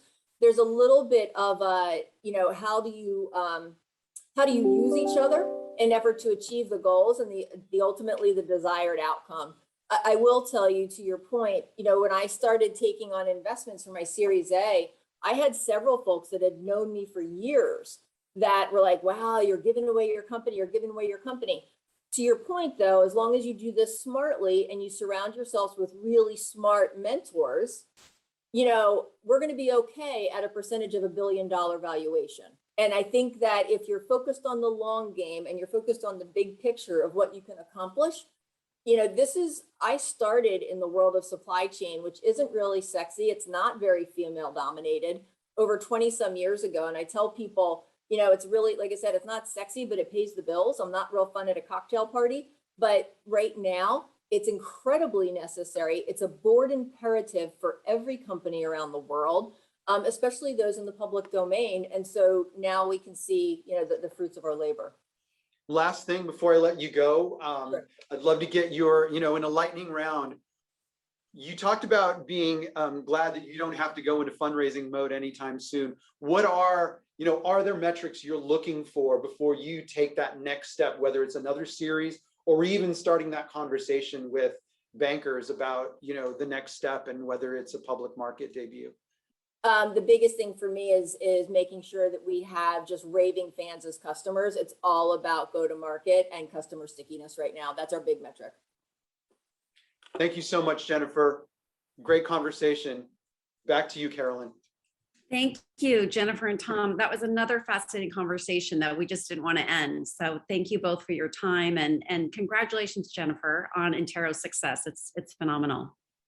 We turn now to some other pressing issues facing companies today, including DE&I, ESG, and the importance of women on boards. To moderate our panel of experts is Rika Nakazawa, a seasoned global executive, entrepreneur, and investor. Rika has worked internationally for over 2 decades in senior executive roles in strategy, business development, and marketing with Fortune 500 companies, including NVIDIA, Sony, Accenture, American Express, and early to mid-stage startups. Rika has been a lifelong technologist and has served on multiple boards of enterprises in next-gen computing and AI ecosystems, including the accelerator board for South by Southwest. She is the founder and CEO of Strides AI and author of Dear Chairwoman, and a great friend. Take it away, Rika. Thank you so much, Carolyn. Hello, everyone. I'm so excited to be here at the Shatter Summit. Incredible agenda, incredible speakers, and I'm absolutely thrilled to be able to moderate a panel today with three amazing ceiling shatters in the industry. I have Elena Donio, Laura Zapata, and Sukinder Singh, who will be spending some time with us to talk about the importance of diversity on boards, as well as, of course, their experience and their challenges and triumphs on their journey. And so rather than trying to speak about the great, amazing things that my panelists have done, I'd love for them to share firsthand. If you can just introduce yourselves, Elena and Laura and Sukinder, I would appreciate that. And then we're just going to jump into some questions and talk about your journey. So Elena, if you don't mind, I'll start with you. Sounds good. Thank you. And thanks for having me today. I think this work in particular is one of the most important things that we're all doing together, and look forward to the conversation today. My background is that I started my career at Accenture, writing a little bit of code right out of school, moved into product roles at a startup that we then sold to Concur, which some of you probably still do your travel and expense on Concur. We did that sale in 1998, which moved me to the Pacific Northwest to join the company, thinking I would probably continue to be an entrepreneur and do another startup. 18 years later, I was still there, and we sold the company to SAP along the way, at which point I took the president role and ran the company from within SAP for a number of years before I moved on and threw my hat in the ring for a CEO role at a company called Axiom Law, where I stayed for the next 4 years until we sold that company to Primera Funds. And now I'm entering what I hope is the most fun stage of my career, and that is doing board work, advising and investing predominantly in women-led startups. Along the way throughout the journey, I joined the boards of initially PayScale, which was a local software company in the HR and compensation space, and then joined the board of Twilio almost 6 years ago, where I've been chairing the comp committee ever since. And more recently, just this year in 2021, I joined the boards of Databricks in January and then Contentful in March. That's me, and I'll turn it over to Laura. Great, thank you so much. I'm very excited to be here with you all from Tennessee. So I am the CEO and co-founder of ClearLoop. We are a fairly new startup. We are about 2 years old, publicly, officially tomorrow, but we've been in business for about 3 years. And we just had really great news. Last week, we announced our acquisition as part of a larger solar developer company called Silicon Ranch, which is Royal Dutch Shell's solar platform. So coming at you with some hot news and some hot acquisition news. But what ClearLoop does is really focus on building new solar capacity in communities around the United States where we really need that investment, and taking the sort of ESG commitments and carbon commitments that all these companies have started to pledge over the past few years, and using that investment to then build these solar projects and allow them to do a lot more than just expand access to clean energy, but really invest in those communities for the long term. We're focused in the middle part of the country. We know that there's a great deal of work to be done here at home. And so we're really excited to be building ClearLoop from middle America and be investing in these solar projects with the help of many wonderful corporations that have already partnered with us to do this. Thank you for having me. Thanks so much, Laura. And Sukinder. Hi, I'm Sukinder Singh Cassidy, and I am founder and chairman of the Board List, which is a platform I started about 5 years ago that allows women and people of color and diverse candidates of all kinds to be nominated and then searched for board roles and also increasingly executive positions. So think of it as a premium talent marketplace for leadership. My history in the Valley, I guess I've spent my time equally divided between helping to scale kind of critical companies at critical points in their inflection. So I was early at Amazon and then at Google, where I ran local and maps and then our international business. And then the other half of my career starting my own companies. Yodely, a fintech pioneer, was my first. Joyous, a video commerce pioneer, was my second, and the Board List, which is still going strong. And I bootstrapped as my third. Most recently, I was the CEO of StubHub, the ticketing marketplace. which we sold just before the pandemic for $4 billion. And then I helped restructure the company to make sure we survived during COVID, and just wrote my first book. I previously served on the boards of Ericsson, TripAdvisor, Stitch Fix, J.Crew, currently the lead independent on Upstart, and also sitting on Urban Outfitters boards publicly, and then Canada Drives and TuneIn privately. All right, so what an extraordinary panel we have here today. I have so many questions. We have limited time, so I will try to jump to ones that are really going to surface your incredible achievements and what you've done in your career along this journey. So Laura, congratulations on your recent acquisition or merger with Michelle. And you mentioned climate change, and that's an area that you're focused on. I'm going to talk about climate change a little bit differently with the question that I have for you ladies here. So I'd love, you've been in this space around women in leadership, specifically whether it's on the board or starting a company and managing a board and working with a board. How do you see, or in what ways do you see the climate changing, our own climate change in the board journey? How have you seen that shift, especially if there's been anything that's been particularly accelerated by COVID-19 or in other ways? And Laura, I'm just going to go ahead and start with you, if you don't mind. Sure.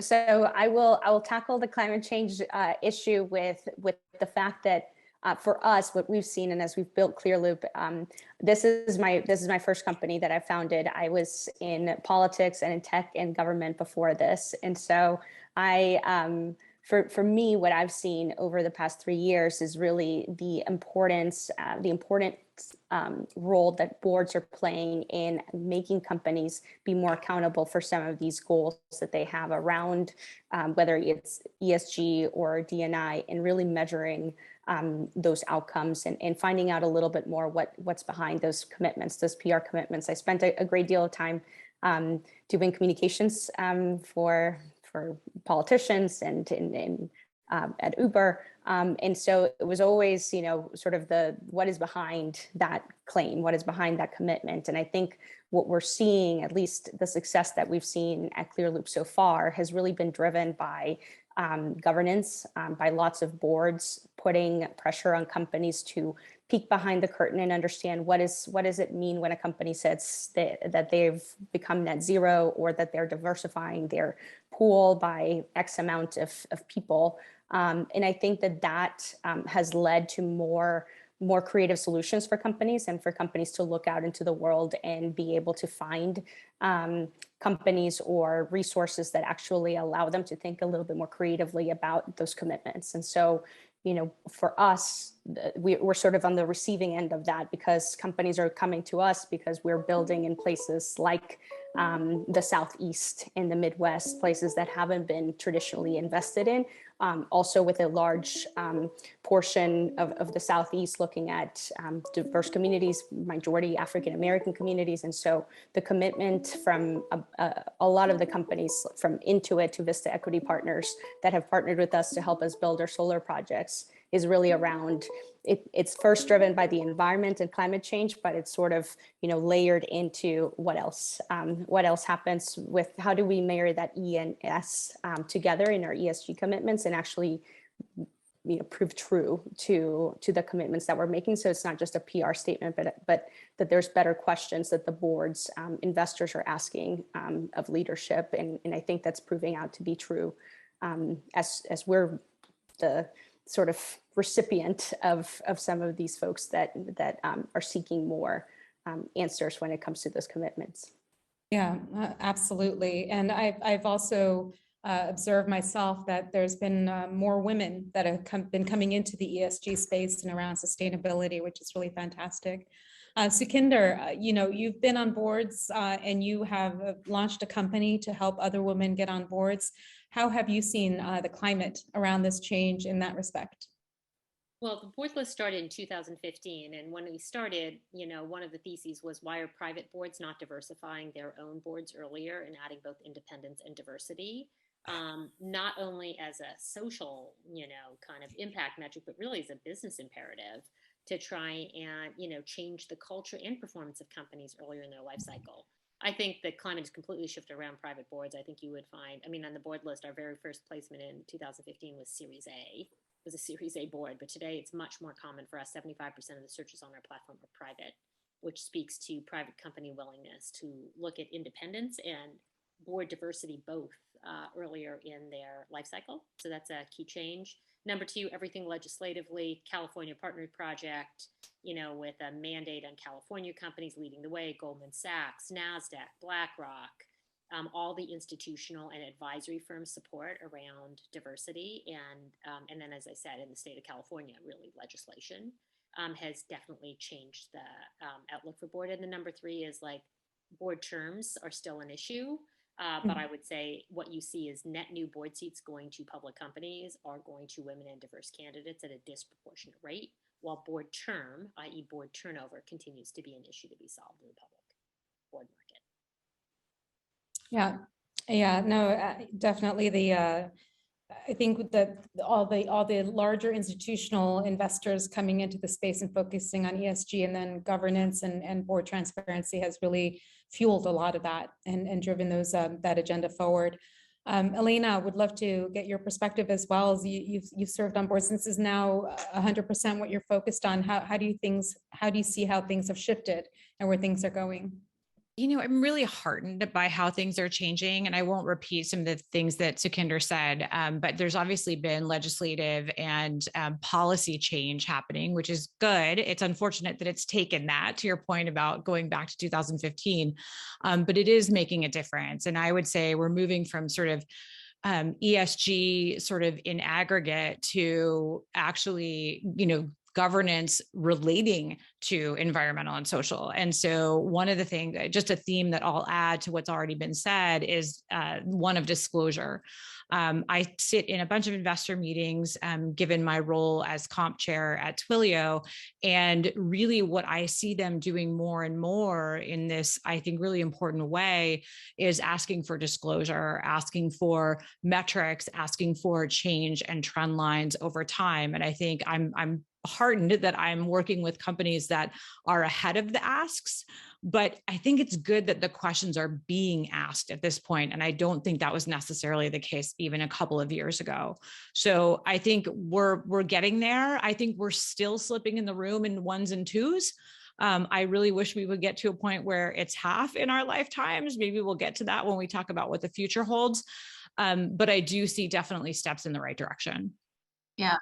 Before we get to what the future holds, let's do a fun trick for a moment. I'm sure there are many of us, especially those who are listening here today, who wish we could go back 19 months in time, maybe 20 months in time, pre-pandemic, if we had the chance to. But putting that general wish aside, that I'm sure many of us share, if you could go back in time, and this is for all the panelists here, whether that's last week, Friday, or 15 years ago, or the moment before the pandemic shut everything down, what time would that be and why?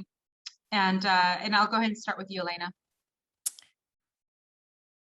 It's hard. I try not to look in the rearview mirror too much because I think it would drive me crazy if I spent a lot of time doing that. But I will say it's funny. I was talking to someone that I've mentored for a number of years last week, and she was talking about another colleague at Concur who made a comment about how demanding I was as a leader, yet how that made her better. And what I heard in that was, first of all, wonderful. And I'm grateful. And thank you for telling me that. But where my head really went was, I think I was a little bit too difficult. I think if I really think about those middle years of my career, you start your career and you do a lot of listening and a lot of learning and a lot of kind of proving yourself. And then you get into these executive leadership positions, which in smaller growth companies, you can be pretty early age-wise and life experience-wise. You find yourself in these executive leadership roles. And I'm not sure I really had the tools to do anything other than be as demanding on other people as I was on myself, which I think is a little bit of a tough recipe. And so I wish that I could go back to kind of mid-career, maybe 12 years ago, and just give myself a tap on the shoulder and say, you might want to relax a little bit. It's all going to be okay. You can keep a really high quality bar, but also be much more motivating, much more caring, and much more understanding along the way. Yes, yes. Relax a little. I think that's a good one for all of us to maybe think about and ponder this afternoon. Sukhinder, what about you? Where would you go back to and why? Well, first of all, I would just put all my children's young years on like a constant loop so I could just keep enjoying them. Because now that my children are getting older, I'm like, oh, they're not babies anymore. So I would probably just keep replaying that loop. They're cute now, but man, they were really cute. So that's one. But number two, I think what COVID taught me, which my husband always used to say to me, and I don't think we can say it's both a function of the work times, but also ourselves. My husband was always like, why are you spending all your time commuting? And I would just say, I have to. Like, I have to. This is the job. This is the job. I have to. Like, you know, I have to spend an hour and a half every day in the car each way. And obviously in COVID, you know, we all learned the cost of things like a commute, the cost of travel. So I think if I could go back, I guess I want the world of COVID to go, you know, not COVID, but the lessons of COVID to arrive earlier for all of us, which is, you know, we can still be incredibly productive and not have to travel all the time. When I think about the cost of my travel on myself, on my family, like the days I'm like, man, I don't want to live that life again. You know, I don't want to give up any of the ambition, but gee, I really don't want to presume that all this travel is completely necessary because, you know, I always thought it was until it wasn't. Yeah. The Star Trek moment of being able to beam into places kind of happened, but in a different way with COVID-19. Yes. Laura, what about you? Where would you go back to and why? Yeah, so I thought about this question, and I think I would go back to 2018, not too long ago, but I had just come off of a string of losses, what felt really, really bad and dark at that time. I had been in 2016, I had been on the Hillary campaign. In 2017, I had been at Uber. I went back to Uber. I headed up communications for Uber Eats during a time where it was, you know, Uber was all over the press. And in 2018, then we lost a Senate seat in my home state of Tennessee.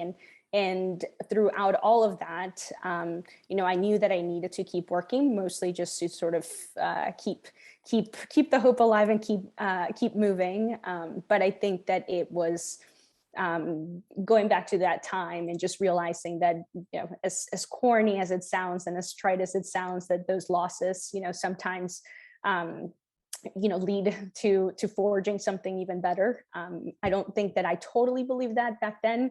But, you know, looking back today, you know, seeing how all of those you know, string of losses, what felt like, you know, political, personal, you know, and professional losses, all led to, you know, reinventing my career, rethinking about where I was spending my time.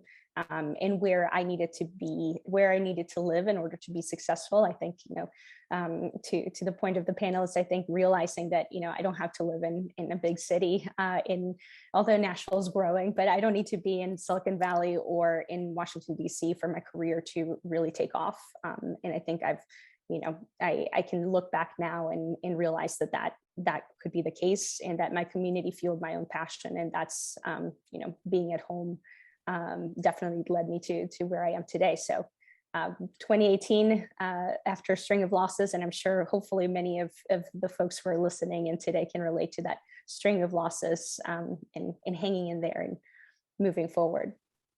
Yeah. Well, I mean, at the risk of sounding corny myself for a moment, Laura, is what is the phrase? Just when the caterpillar. See, I already messed that one up. I'm going to wish I could go back 20 seconds. Okay, we're going to go back. Just when the caterpillar thought its life was over, it came out as a butterfly. So, but I think our time is up here, Laura, Elena, and Sukhinder. We knew this time was going to fly right by, but I hope everybody who listened to some of the inspiration that you're able to bring today will reach out to you, because I know there's so much that all of you have experienced and have traversed in your amazing careers. in really advancing diversity in leadership and entrepreneurship and on boards. And so I really look forward to continuing the conversation offline with you in many ways. And just want to again, thank you for being ceiling shatters in your own beautiful ways. And just want to thank Beasley McCusker Communications and Shelly Kapoor for having us part of the Shatter Summit today. Thank you so much. Take care, everyone. Thank you. Thank you. Thank you so much, Rika and Laura and Elena and Sukhinder. And I would be remiss if I didn't mention that Rika and Sukhinder are authors. They have both published books that have come out in the last couple of months. Sukhinder's is just phenomenal. It's called Choose Possibilities. Look it up on Amazon right away. And Rika's is called Dear Chairwoman. Both are empowering and absolute must-reads for women in business. So please take a look at those. Right now, I'd like to introduce one of our amazing sponsors, Miss Leah Uneda from Seiler LLC. Seiler has been a staunch supporter of Shatter all year long. We could not do this without her support. Leah has been leading the charge on DE&I, ESG in Silicon Valley for as long as I've known her. And I'm not even going to say how long that is. We go way back. She's an amazing lady, and she has the great honor of introducing our next panel. Take it away, Leah. Thank you, Stefanie. Hi, everyone. Based in Silicon Valley, Seiler LLP is dedicated to innovative thinking and sophisticated solutions. For over 60 years, Seiler has provided advisory, tax, and accounting services to some of the world's most visionary people, prominent privately held businesses, and impactful nonprofit organizations. Diversity, equity, inclusion, belonging, all of it are very important to how we build Seiler's current success. And we believe that it is a part of our strategic future going forward. It's an honor as an accounting firm to partner with organizations to do their equity pay audits and how they can bring that data forward and help us create a stronger and more equitable world. Please help me to welcome two incredible women. Host of MSNBC's Morning Joe, Mika Brzezinski. She is the author of 3 best-selling books. And in 2015, she is the author, in 2015, she founded Know Your Value, a nationwide movement in partnership with NBC Universal to support and empower women to recognize their value in business and in life. This year, in 2021, she partnered with Forbes magazine to shine a light on 50 diverse women over the age of 50 who have achieved significant success later in life. She received the New York Women's in Communications Matrix Award in 2018, and in 2016 was inducted into the Cable News Hall of Fame. Chatting with Mika is Lauren Leader, the founder of CEO of All In Together, a nonpartisan, nonprofit women's civic education organization. Her research and writing appear in a wide range of publications, and she is a regular commentator on MSNBC and other news outlets. Lauren, Mika, please take it away. Thank you. Hi, everyone. It's great to see you. Hi, Mika. How are you? Hi, this is so fun. I just want to take a second to thank Shelly Kapoor Collins, my wonderful friend, and the incredible force behind this amazing summit. I learned so much just sitting and waiting for our panel. I'm processing it all day, all night. It's amazing. Yeah, totally, totally amazing. So I get this point of very special privilege today because we are switching roles. Usually I see Mika, well, so I have the privilege of getting to be a regular on Morning Joe, and Mika asks me lots of tough questions. But today I get to turn the tables. I get to ask my friend Mika questions about her, which I don't get to do very often. So I'm excited about this. And Mika, one of the things I wanted to start with is I think a lot of people, when I meet them and when your name comes up, people don't know about your incredible family and your really unique childhood. Sometimes you tell stories on air. Joe sometimes will tweet a story or two. If you follow closely, you can pick up some stuff from your childhood, but not everybody maybe follows that. So people may not know that your father, Zygmunt Brzezinski, worked for President LBJ, Lyndon Baines Johnson, the biography behind me, and then that he was National Security Advisor to Jimmy Carter. And in addition to your father's extraordinary career, your amazing mother, who is an artist and sculptor, and I've had the privilege of getting to see some of her beautiful work in your house, and we'll talk more about your mom because I know she has a huge presence in your life. But maybe, Mika, you could just talk a little bit about your unbelievably unique childhood in Washington, and what was that like? Yeah. And how it made you.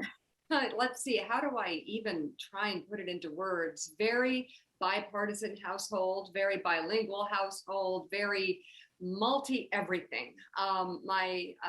My father came from Poland. My mother came from Czechoslovakia. They both escaped Hitler and went on to graduate from Harvard and Wellesley and met at a dance. My mom actually set my dad up with her friend and then thought, hey, wait a minute. So, and they had a 64-year romance, their marriage, before my dad died. Amazing. But it's not just the major differences between them, with my dad being a foreign policy thinker and a geostrategist, and my mom being this incredible artist with, pieces around the world in bronze outside the Federal Reserve in Washington, in Prague, all over the country. She's got a show coming up in New York next month. Oh, I'm sweating, but they're massive. They're like several tons.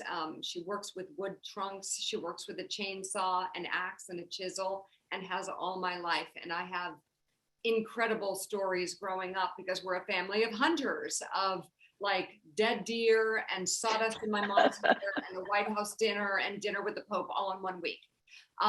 But then there's my brothers who, I was sort of like the runt of the family.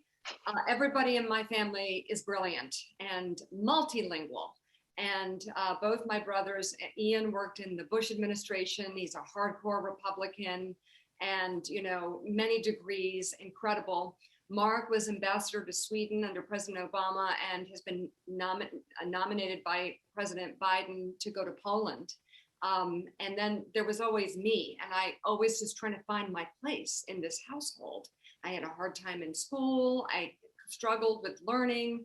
I didn't feel like I fit, but I did find my place, which kind of brings us to where we are today, with my role on Morning Joe. And that was as like the family diplomat, the person who kind of smoothed the rough edges with a joke, or brought people together when it got a little rough at the dinner table.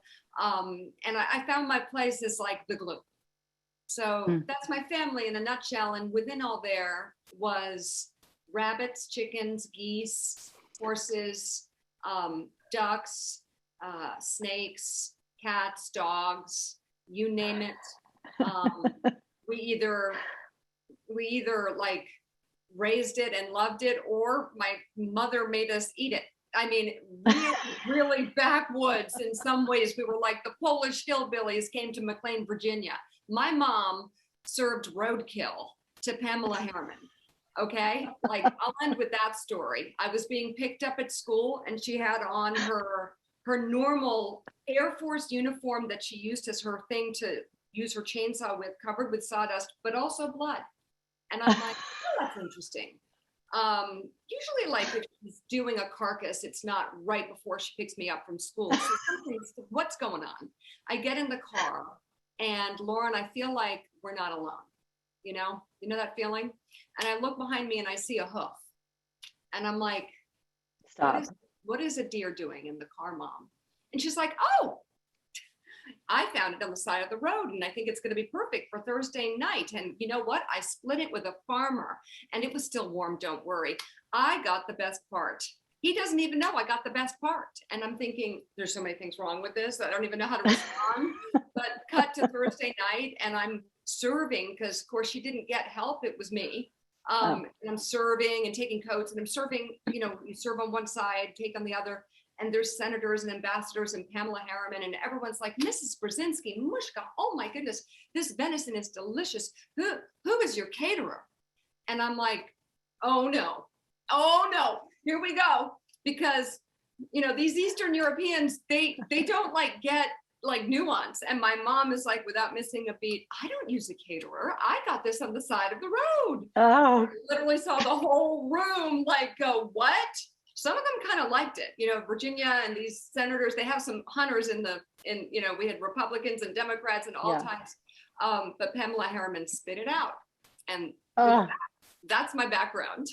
Wow. I'm not really sure where we're going from there. I'm not going to lie. That might have just, I think that's the end of the intro. No, not really.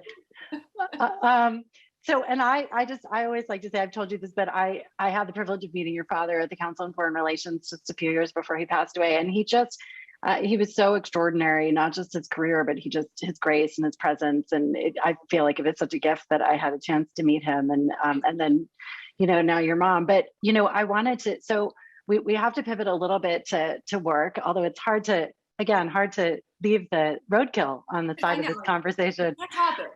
What happened? I do want to ask you a little bit about your career and trajectory. I mean, people know you obviously so well because of Morning Joe, how many years now is it, Morning Joe? Almost, do you know? Almost 15. And we're the longest running Joe, Willie, and me anchor team on TV.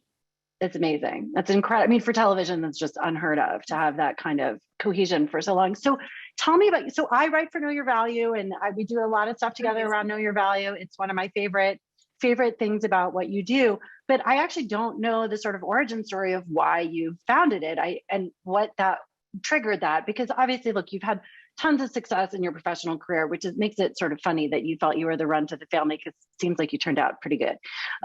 But you know, you had this very successful career in media. You could have done anything, but you clearly were super passionate about supporting other women. You had lots of experiences. I'm sure in your career, you came up in the news business at a pretty tough time. Mm-hmm. But you were compelled to do more than just be on screen, to build this. Really, it's become an institution, Know Your Value, to inspire other women. You wrote 3 books around it. And one thing I just have to say about this, which I've of course told you, but everywhere I go, people tell me their Know Your Value stories. They're constantly sharing with me, you know, the day they went and asked someone for a raise, you know, asked their boss for a raise after reading something on Know Your Value, or, you know, decided they were going to, you know, stick to their guns before accepting a low offer on their company. You know, all kinds of amazing things have clearly come from your inspiration. But tell us why you decided you wanted to do this, and why you still do. I love it. It's my passion. It's not a side hustle. It's the number one thing in my life, honestly. You know, it has a lot to do with 2 things. Number one, my dad made me pay for everything. The guy would send me a bill for 12 cents if I used his phone at his house in Maine. I mean, there was such an understanding of the value of money and like what you are entitled to in our family, and like the hunting, that's all had something to do with it. They were very, they did not let us kind of just float on his laurels, you know, riding his coattails. So I had an early understanding of sort of the cost of living and what it took and what everything cost. But more importantly, I knew how blessed I was to have such an incredible family, including my grandmother, who spoke 12 languages and was an interpreter in World War II on the Czech side. And she was the grandniece of Edward Beneš, president of Czechoslovakia. And my family offered so much support in terms of constantly trying to educate us in many ways, between cultures, not just school, but in life and in travel. And I found it hard when I was at work in television, knowing my value. And I thought to myself, my God, if I'm struggling with this and I keep, you know, getting the lowest contract and missing the moment, I can't imagine what this is like for everyone else. And this is wrong that I feel this way. And I wrote the book, Know Your Value, thinking that like I had some stuff to learn. I interviewed amazing women from across businesses and government, and they actually all struggled with knowing their value. So I discovered in the research for the book that this was a universal problem. And there were so many different reasons that we won't get into now as to why, but it exists and it was universal. and that men tend to like aspire and ask for things 2 years down the road, 10 years down the road to compared to what they deserve. And women are still trying to prove themselves from 2 years ago. And so when I wrote about my journey and all the mistakes I made and what to do and what not to do, the book had such, Lauren, it had such a response. Women were running up to me and read your book, I got a raise. I was put on all these lists and it was highly sought after, the book, but it was the reaction that I would get wherever I went, all walks of life, all backgrounds, all ages and stages of their careers. I read your book, I got a raise. And I thought, my God, I have to do something with this. This feels so important. This feels like my calling. That's amazing. And the impact is wide ranging and I love being part of it. I have to just say this because I get the chance to say this now, Mika's the real deal on supporting women. And I think it's important that people hear that on this call because we've all, I think sometimes have had experiences with folks who are not necessarily as sincere and committed to that as you are. And it's obviously been enormously meaningful to me, all the ways in which you've supported me and not just friendship, but really going to bat for me. And that I think is really extraordinary and part of the ongoing message that you've shared, your value. And then also in the 50 over 50, which is where I want to end in a second, but how far it goes when women really go to bat for one another. And this whole summit has been about women investing in women, women supporting women. So I just wanted to acknowledge you publicly for a minute for being the real deal on that front. And I know how seriously you take it. So thanks. I don't deserve it. I appreciate it. We all You should. do. We all do it. We should all do it. So I want to talk about 50 over 50 before we wrap, because this is the other passion project for you, which I also hear about nonstop from everyone, everywhere I go, because people love this so much. And the interviews were incredible. Anyone who hasn't seen this, go see it. And for sure, make sure you're following Know Your Value on social media and following Mika. But can you just talk for a minute about what you've gotten out of 50 over 50, what you've learned from it? I know you've been really personally inspired. It's made you feel a whole new level of motivation about hopefully the long runway we all, God willing, will have in front of us after 50. But can you just share your favorites from that? Because I know you love it so much. Oh, absolutely. Know Your Value has been, we have earned it for, women in that first, second, or third job of their career, something I put together with Daniela Pierre Bravo and had her write the book with me and showed her value by giving her all the book money, which I think at the level we're all at, we all should be investing in each other in small ways and in big ways and literally showing women their value, because sometimes it takes that effort to sort of roll up your sleeves, dig deep, negotiate someone's contract, send some money their way for something they do that's valuable, show them their value. And, I learned at the very first Know Your Value event in Hartford on stage, where I had 5 finalists who had to pitch off on stage for 1 minute why they deserved $10,000. And the winner was this woman who was fired from Wall Street, who had opened a secondhand store in Madison, Connecticut that had become the hub for moms. And she was going to use the money to really create a website for that sort of communication in Madison, Connecticut. And she was amazing. And she had like a tube coming out of her arm. And when I hugged her because she won the $10,000, I was like, Darcy, are you okay? This is like 7-8 years ago. And the balloons are coming down and everyone's applauding. And she's like, yes, I had heart surgery 48 hours ago, but I knew my value. I was practicing on the stretcher, wheelchair backstage. And I was like, could someone, oh my God, please get her. But then the runner-up was this 28-year-old single mom who wanted to go to college. And she wanted to go to Bay Path College, she mentioned that in her pitch. And this woman, as I was closing the show, said, I need to talk, I need the mic. And she looked perfectly elegant. So I gave her the mic. I said, we have one last announcement.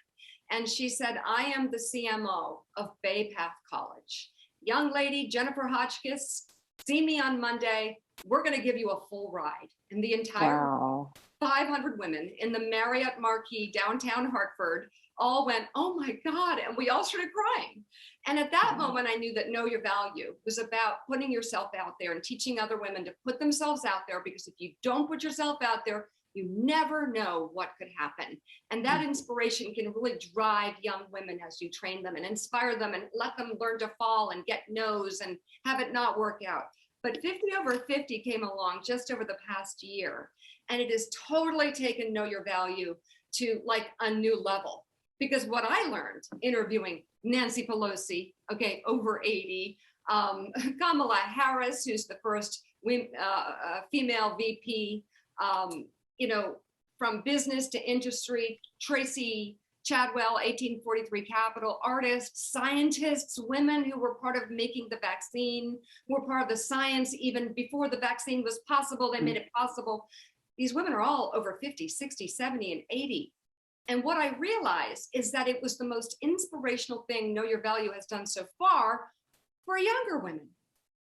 Because as Elena said, just about 30 minutes ago in the last panel, she wishes she could have relaxed a little.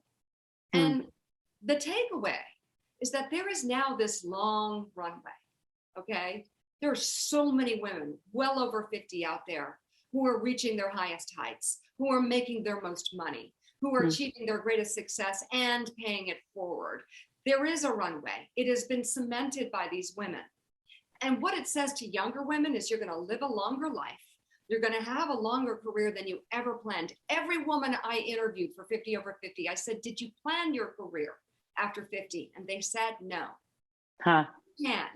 You can, Lauren. In your 30s, you can. In your 20s, you can. You don't have to stuff it all in and rush and try and have those kids and try and make it on time. Like, no, actually, no. There is this incredibly long runway. And I think that's the inspiration of the 50 over 50 list. And very soon in the next 2 or 3 weeks, we're going to have some big announcements as to where this list goes next, because Forbes had its biggest response to a list ever with 50 over 50. That's amazing. I love that. And that's such an awesome note to nearly wrap up. I just want to, share with, I think you all got a sense of why I enjoy spending time with this amazing person whenever I can, and how much fun we have together. And we're hoping to have a lot more fun and make an even bigger difference in 2022. We've got some tricks up our sleeve, including, we hope, a new show, which you may have read about, which is, in my view, long overdue, which is Morning Mika.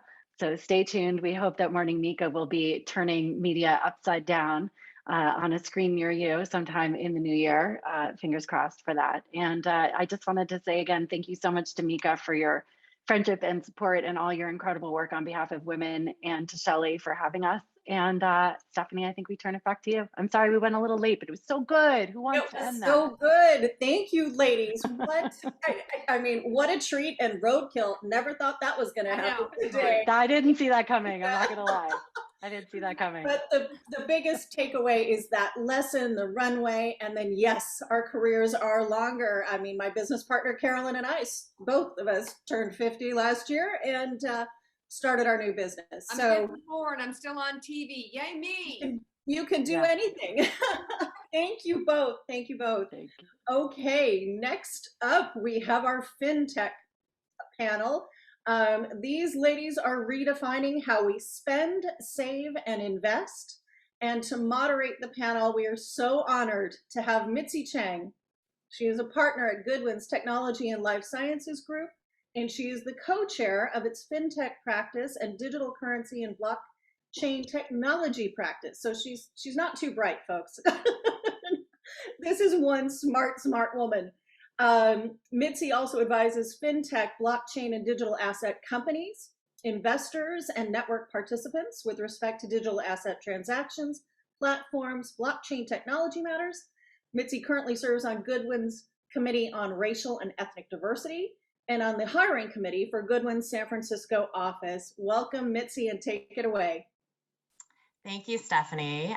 Joining me today are two women who are leading the charge in FinTech.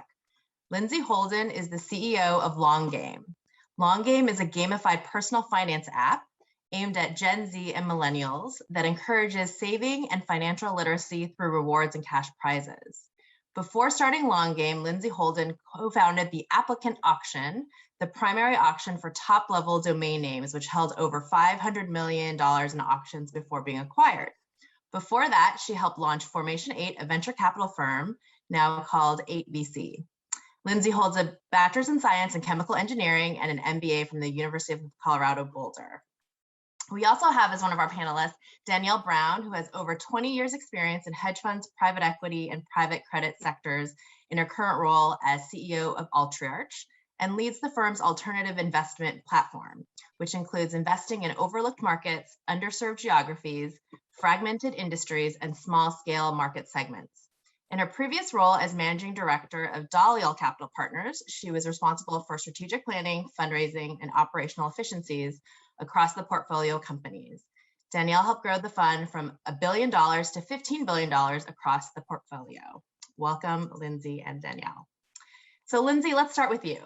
Please fill us in on Long Game and tell us what the company does and your vision for the firm. Thank you so much. And hey, everyone, it's been amazing to watch everyone's talks today. It's really inspiring. I'm very happy to be here.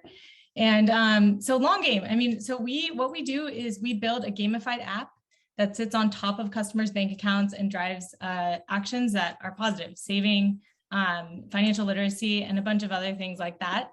Our goal is to really make finance fun and to drive really good behaviors for our customers.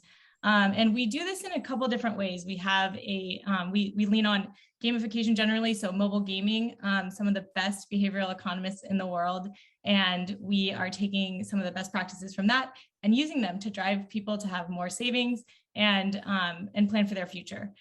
In addition, we use something called prize-linked savings, which is a behavioral economics mechanism where people save money in a savings account and they get access to a life-changing prize. So people on Long Game today can win up to $1 million. It is super fun. It is very engaging. And we work with a bunch of the top financial institutions today. And we build this specifically for millennials and Gen Z. They have a different way of interacting. And I guess what I'll say for the vision is we have to remember financial stability really gives us freedom. And a lot of people in the United States today, they don't have that. And our goal as Long Game is to reach consumers in a way that really resonates with people and drives results. And I think if we do this well, and we have been, we will have a lot more people living a life without financial worry. No, that's super insightful.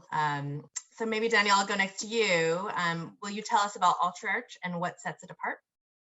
Sure. So Altriarch is a multi-strategy asset management firm, and we deploy capital through both the private credit channel and the private equity channel. So we like to invest in entrepreneurs like Lindsay through both equity and or debt when what's appropriate. And really what sets us apart is what I'm trying to lead at Altriarch is a firm that focuses on partnership and transparency, and there's not that many asset management firms led by a woman with an operator's background. So we hire investment teams and I oversee the operation of the company. And when you come into Altriarch, whether you're an entrepreneur or an investor, you can expect a really high degree of partnership from us. And I think kind of what sets us apart is we're not afraid to say we don't have all the answers. We're not afraid to say, oh, I don't know, let me get back to you on that. And it's just a little bit of an asset management firm with perhaps a smaller ego than what people are generally used to in this space. Thank you. So Lindsay, I'll sort of throw it back to you. The fintech industry has really made slow but steady progress towards increasing the number of startups founded by women. And you're a founder in the financial services industry overlapping gamification and cryptocurrency, which really industry is dominated by males. What different value and perspective do you bring to the table and to your teams? Thank you. Fintech and finance probably doesn't evoke the thought around feelings. And an essential step towards making lasting change in anything in your life is really feeling good about it. And so one of the challenges that we have as a company, and something we think about often, is solving this really hard problem around how do we get people to feel good about their finances and engage with them. And we have a really distinct approach towards that. I mentioned that we use prize link savings to drive financial literacy and savings. And this is about meeting people where they are, right? Today in the United States, I think what we probably don't talk about enough is the lottery is the largest entertainment industry in the United States today. It's a $70 billion industry. And that is people that are putting money towards the idea that they could potentially change their lives. And I think what's so powerful about prize link savings is that we're taking that idea and actually putting it towards helping people fundamentally change their lives by putting money into a savings account. And so I really like that about kind of the feelings approach of like, hey, we're taking something, meeting you where you are, making it into something that you enjoy. And by the way, helping you to have the right behaviors as you're going. And I'd say even more broadly, just emotional awareness is, I think, a really important idea of how both I run my company and how we're approaching the problem today. Great, thank you. And sort of pivoting off of that, Danielle, when you think about changing the way we invest, what comes to mind? Well, I love what Lindsay's doing for the everyday investor and providing consumers with that financial literacy. I think that's really great. But when I think about the way to change investing, my mind always immediately goes to professional investors and how we can better serve our institutional clients and even the communities in which we're investing and the entrepreneurs with which we're investing. And I think that kind of goes back to what I was saying a little bit at the beginning. I think approaching this entire industry with more transparency, more open-mindedness, fewer sharp elbows, more ability to partner with people and say, Lindsay, I don't know about this particular aspect of your business, but I'm intrigued. Can you educate me? And so kind of partnering with that entrepreneur and saying, okay, I like that, and working towards me finding the solution that works for my investor base. I'm delivering the returns they expect me to. I'm good partners to the entrepreneur. I'm helping them grow their business to meet their metrics. I think just really approaching it from that particular lens is how I think about changing the way people or perhaps institutions invest. Great. And I guess maybe sort of pivoting as we sort of, close in on the end of the session, our differences can often be our greatest strengths. We need to own them. And with that in mind, Lindsay, as a female CEO, what do you view as your superpower? My superpower is, I think we have a really distinct way in which we want to change the world at Long Game. We really see we're taking something we have a really differentiated approach, and it is a very strong vision. And I think having enthusiastic involvement in that vision, really moving towards something that's big and exciting is just so useful as a CEO. It's authentic. It brings people in, helps to bring in like top talent, to retain people. It brings in investors. And so I would say, this is something that both I have innately, but that I've cultivated over time to really say like, hey, we're putting a stake in the ground on something really difficult, and people that want to be on that mission with us really resonate with that. Great. And Danielle, your firm focuses on providing debt and occasionally equity to companies. How do you think asset management firms can contribute to changing the way that people spend, save, and invest? Well, I think that it should begin with your own company, with my own asset management firm, really making sure that I provide access to a 401k, that I provide matching, that I am actively educating employees about the benefits of that, because you would think employees within the asset management firm naturally know this or naturally do it, but shockingly they don't. So even though we're within this industry of finance, making sure that the educational materials are there for our own employee and that we're encouraging that good behavior, I kind of think maybe we should look at applying the Long Game technology to getting people to sign up for their 401k when you join a new company. That's something that could be really interesting, because so many folks don't sign up for that free money when they join a new firm. So I think it starts at home, at your employment base, with the company that I run. But I think it's also more impactful, or asset management is more impactful in the way that we can change spending, saving, and investing just just by witnessing the rise of the challenger banks and non-banks, how they're winning more and more consumers and more capital from investors, that has been so disruptive to the way that the consumers are using and spending money, that I see that continuing to go to the way that they're saving and that they're investing. I see that snowball effect beginning to take effect. You know, really the entire fintech market has provided this easier access to financial literacy than my generation. I remember being like, Mika was talking about on the prior one about her dad charging her 12 cents to use the phone. Well, my parents would give me a small allowance and they would make me save 15% of it. So I would have to go to the bank. We would go to the bank. I was 10 years old, go to the bank, open a savings account, and they'd give me my allowance and I'd have to put it in there right away. That was the foundation of my financial literacy, but not everybody has families or parents that do that. So I love the fact that I'm in an industry where we can invest in big thinkers and what entrepreneurs are doing someplace like the long game. That's awesome. So our last question for the panel, and this is for both of you, and I'll maybe ask Danielle to start first. If you could give career advice to your 20-year-old self, what would that be? Oh, and it's something I still work on today, but you don't have to answer every single question. Sometimes it's best to say nothing and do nothing. And that is a really difficult lesson to learn, at least for me, when to speak up, when not to speak up, and sometimes just to remain silent. Very insightful. Lindsay? I love what you just said, Danielle. It resonates with me.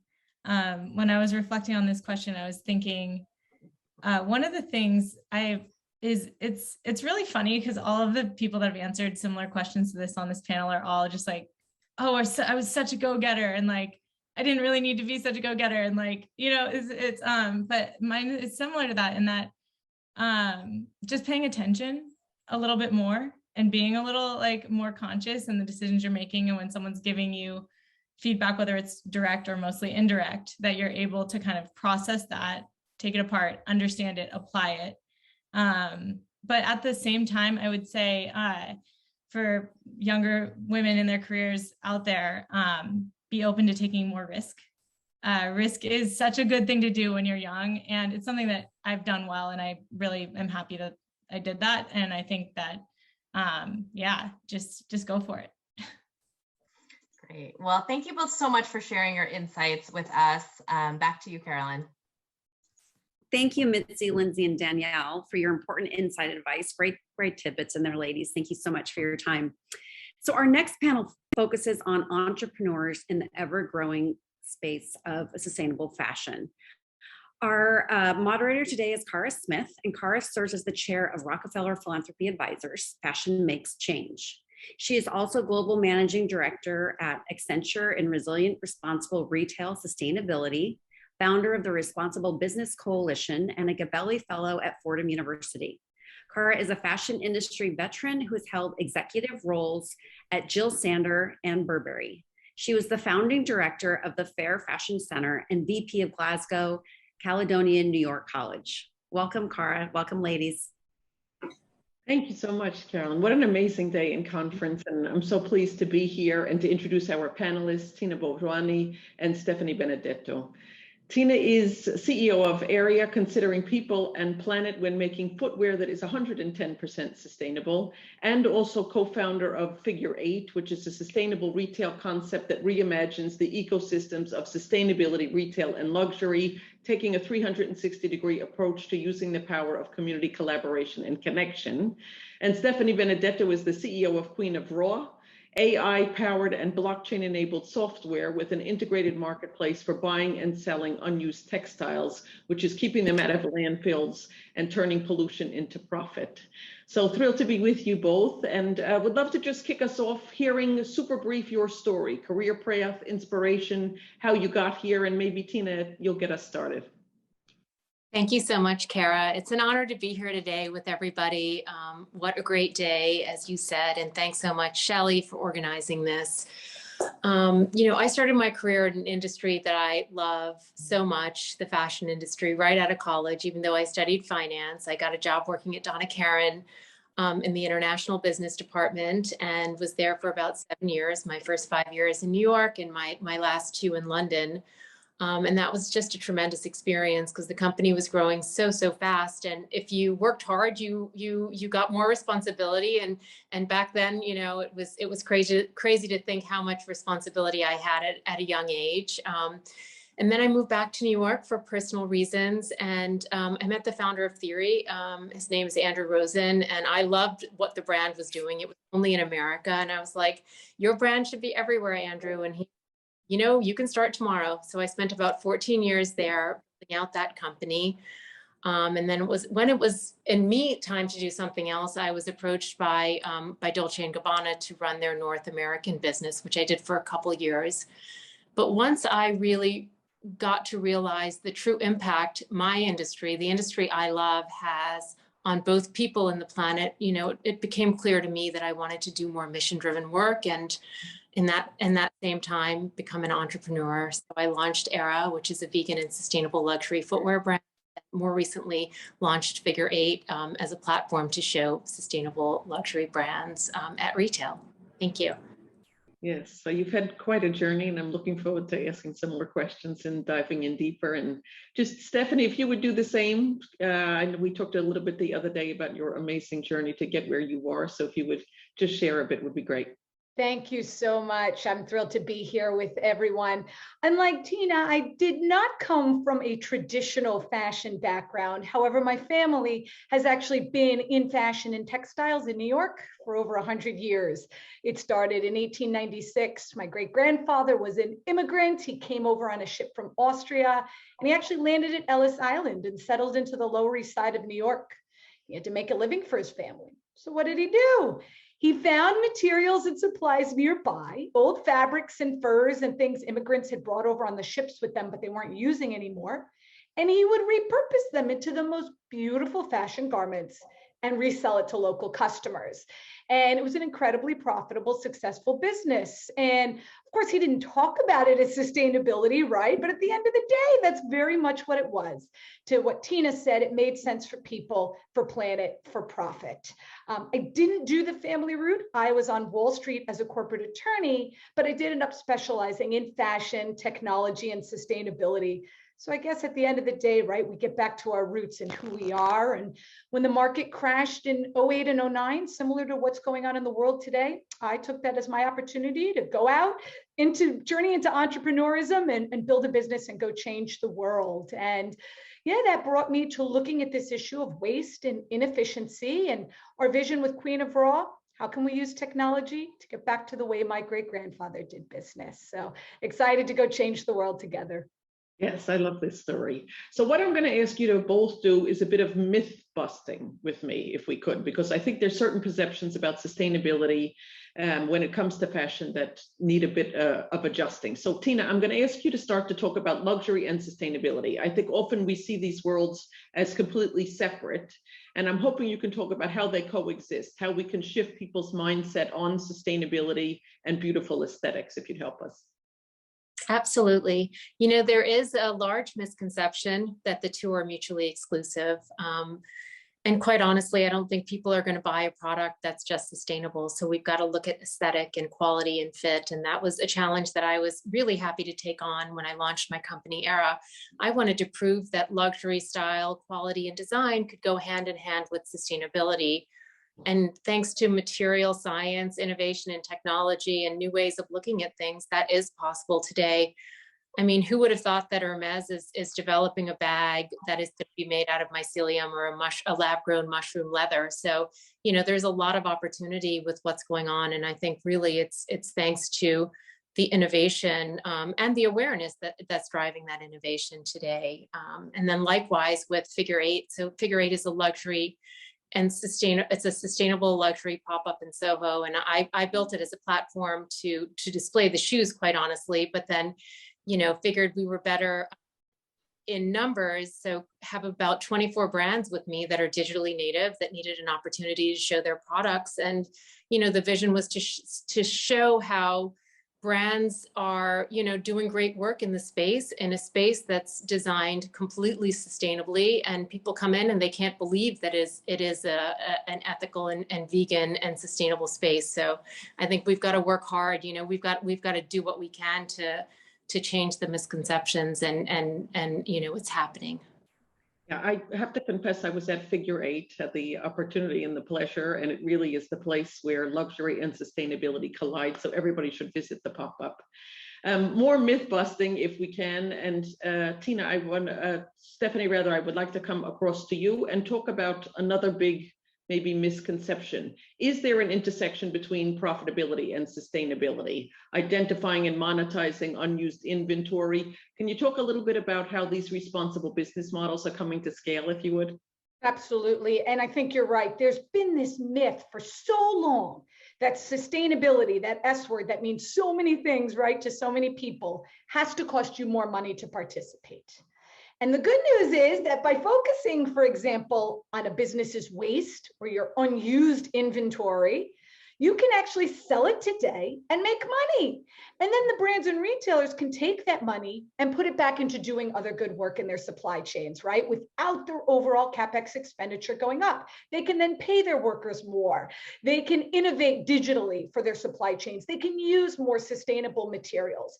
And I truly believe, with everything going on in the world, that is not only how we are going to survive, but truly thrive. Think about it. If you were to go to a brand or a retailer or any company and tell them, we're going to make you 100% sustainable end to end by 2030, right? You'd be paralyzed. Where do you go and what do you do on day one? But by explaining to companies that you can actually use your waste, sell it today, make money, and then start to grow and do better up and down the chain, that's a clear step one that makes economic sense. And at the end of the day, as we've been talking about, sustainability to me is about building solutions that truly make sense for people, for planet, but also for profit. And I want to encourage everyone, from fast fashion to luxury haute couture, from individuals to the biggest Fortune 500, to be a part of this solution, because changing just a small percent of the way the big brands and retailers do business, that can have such a massive impact on our world and help us build for that supply chain of the future that is more on-demand, digital, local, and sustainable. And I am very much of a self-confessed sustainability nerd. And I love numbers. So I noticed lots of them on your website about what's being saved and so on. Would you give us a couple of facts and figures?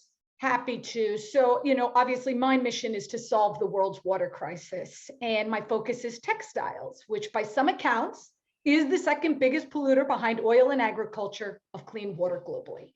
And little known fact, the textile industry is $1 trillion market and growing, and 15% of that ends up as waste every single year. So through COVID, it's actually now over $250 billion in stuff just sitting in warehouses collecting dust, are going to get burned or sent to landfill.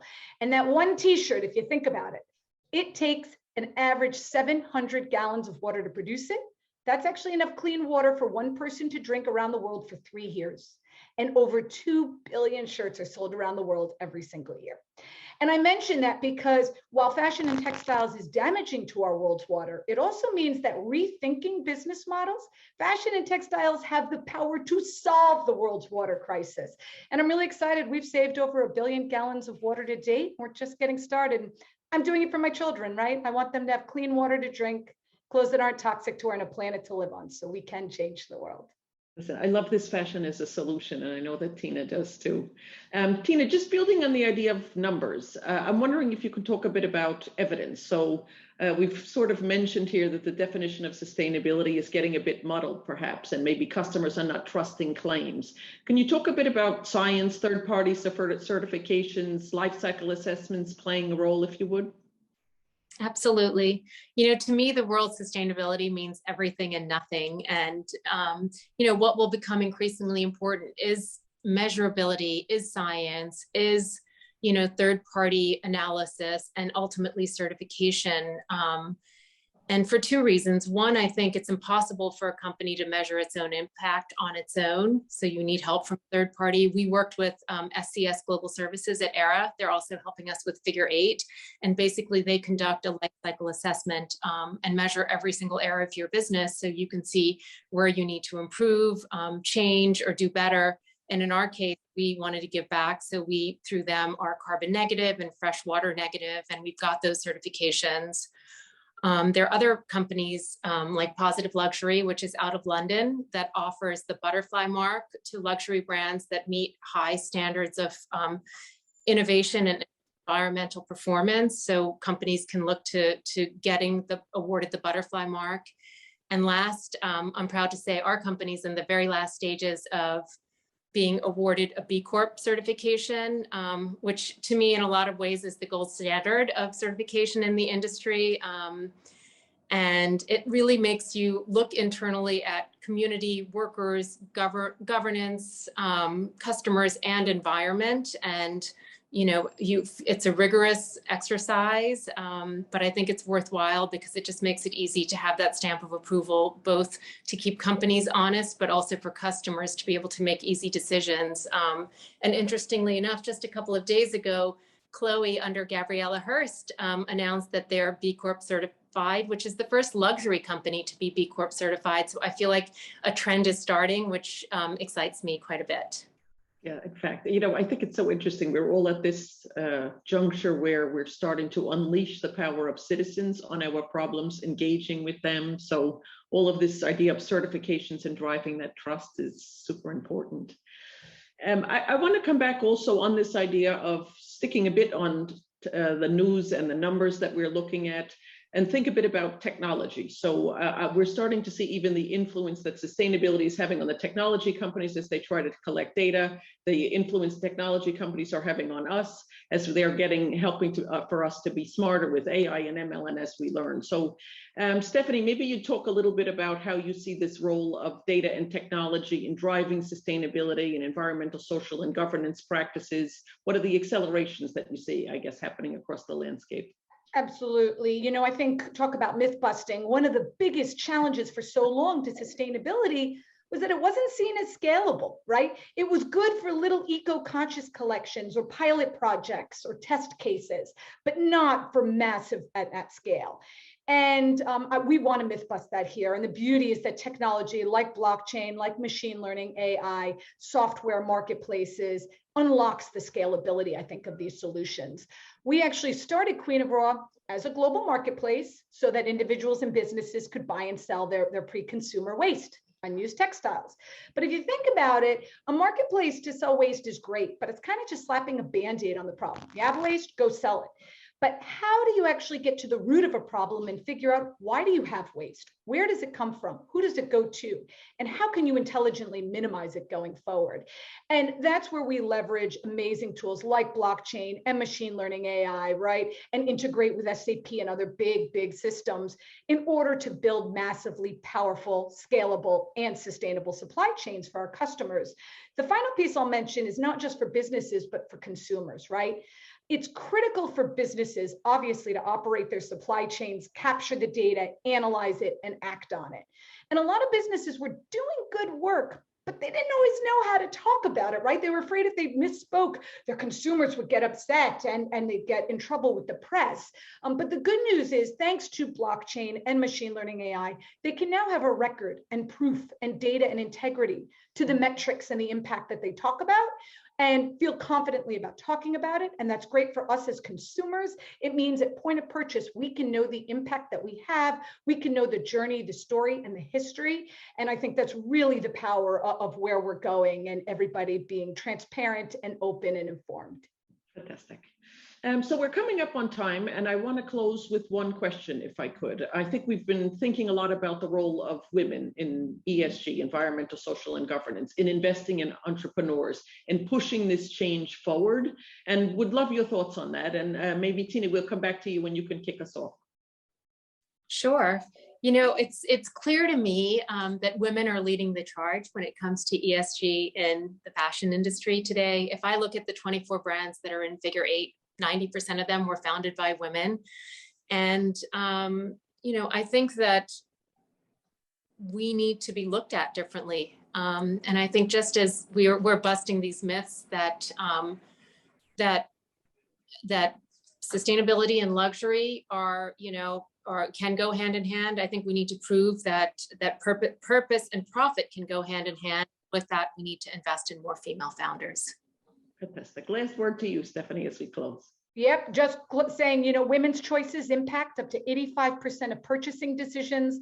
That's power. Never forget to act with your voice, your dollar. Women are powerful and have a huge advantage in this movement going forward. Amazing. Lovely to be with you. Thank you so much for harnessing the power of business and women and all of what you're doing. We're grateful to you. And I am going to pass back actually now to Carolyn. Thank you so much for everything. Hello, Indra. Hi, Shelly. How are you? Very well, my friend. It is so good to see you.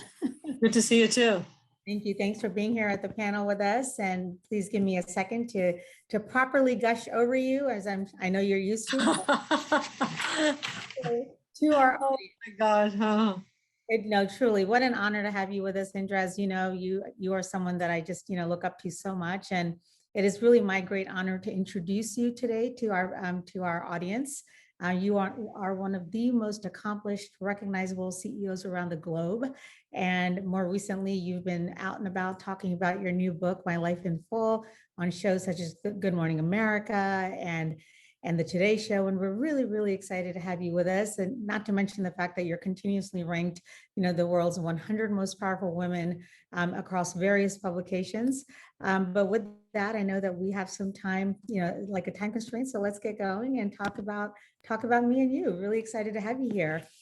Sounds good. Let's go for it. It's wonderful to see you, Shelly. It's lovely to see you, my friend. So, okay, so I shall start. So like I said, Indra, you're a role model to many across the globe, yet that honor comes at a cost, right? When you and I met during the state luncheon that then Vice President Biden hosted for Prime Minister Modi, I said, Indra, I carry a constant badge of guilt leaving my kids because I'm choosing to work and not be home with them. And you said to me, never stop. Whatever you do, keep going. It will be worth it. Your advice at that time was what I needed, and it really carried me through my toughest, loneliest days on the way to become a venture capitalist. So Indra, for our audience, for those moms, for those caregivers that are here to, listen to you, what advice would you give them that they can take back with them that will carry them? The first thing all of us have to realize is that as women, we all have hopes, dreams, and aspirations. We have hopes, dreams, and aspirations to, make it big in the workplace. We want to have economic freedom. We want to have the power of the purse. We want to get a paycheck ourselves. We don't want to be dependent on anybody else. We want to stand on our own 2 feet. But we also have hopes, dreams, and aspirations about being a mother. Many of us do, not all, many of us do. We want to have a good marriage, a happy marriage. And we have so many hopes, dreams, and aspirations that we try to be the best at everything in order to juggle all these hopes, dreams, and aspirations to be the perfect mom, the perfect wife, the perfect daughter. All that I tell you is that because of COVID and all the technology it's unleashed, it is now more possible to juggle all this without going through guilt. Think of my life. When I was growing up and coming through corporate America, there was no Zoom or Chime or Teams or any of these tools. FaceTime didn't exist, didn't have texting. iPhone was just being invented.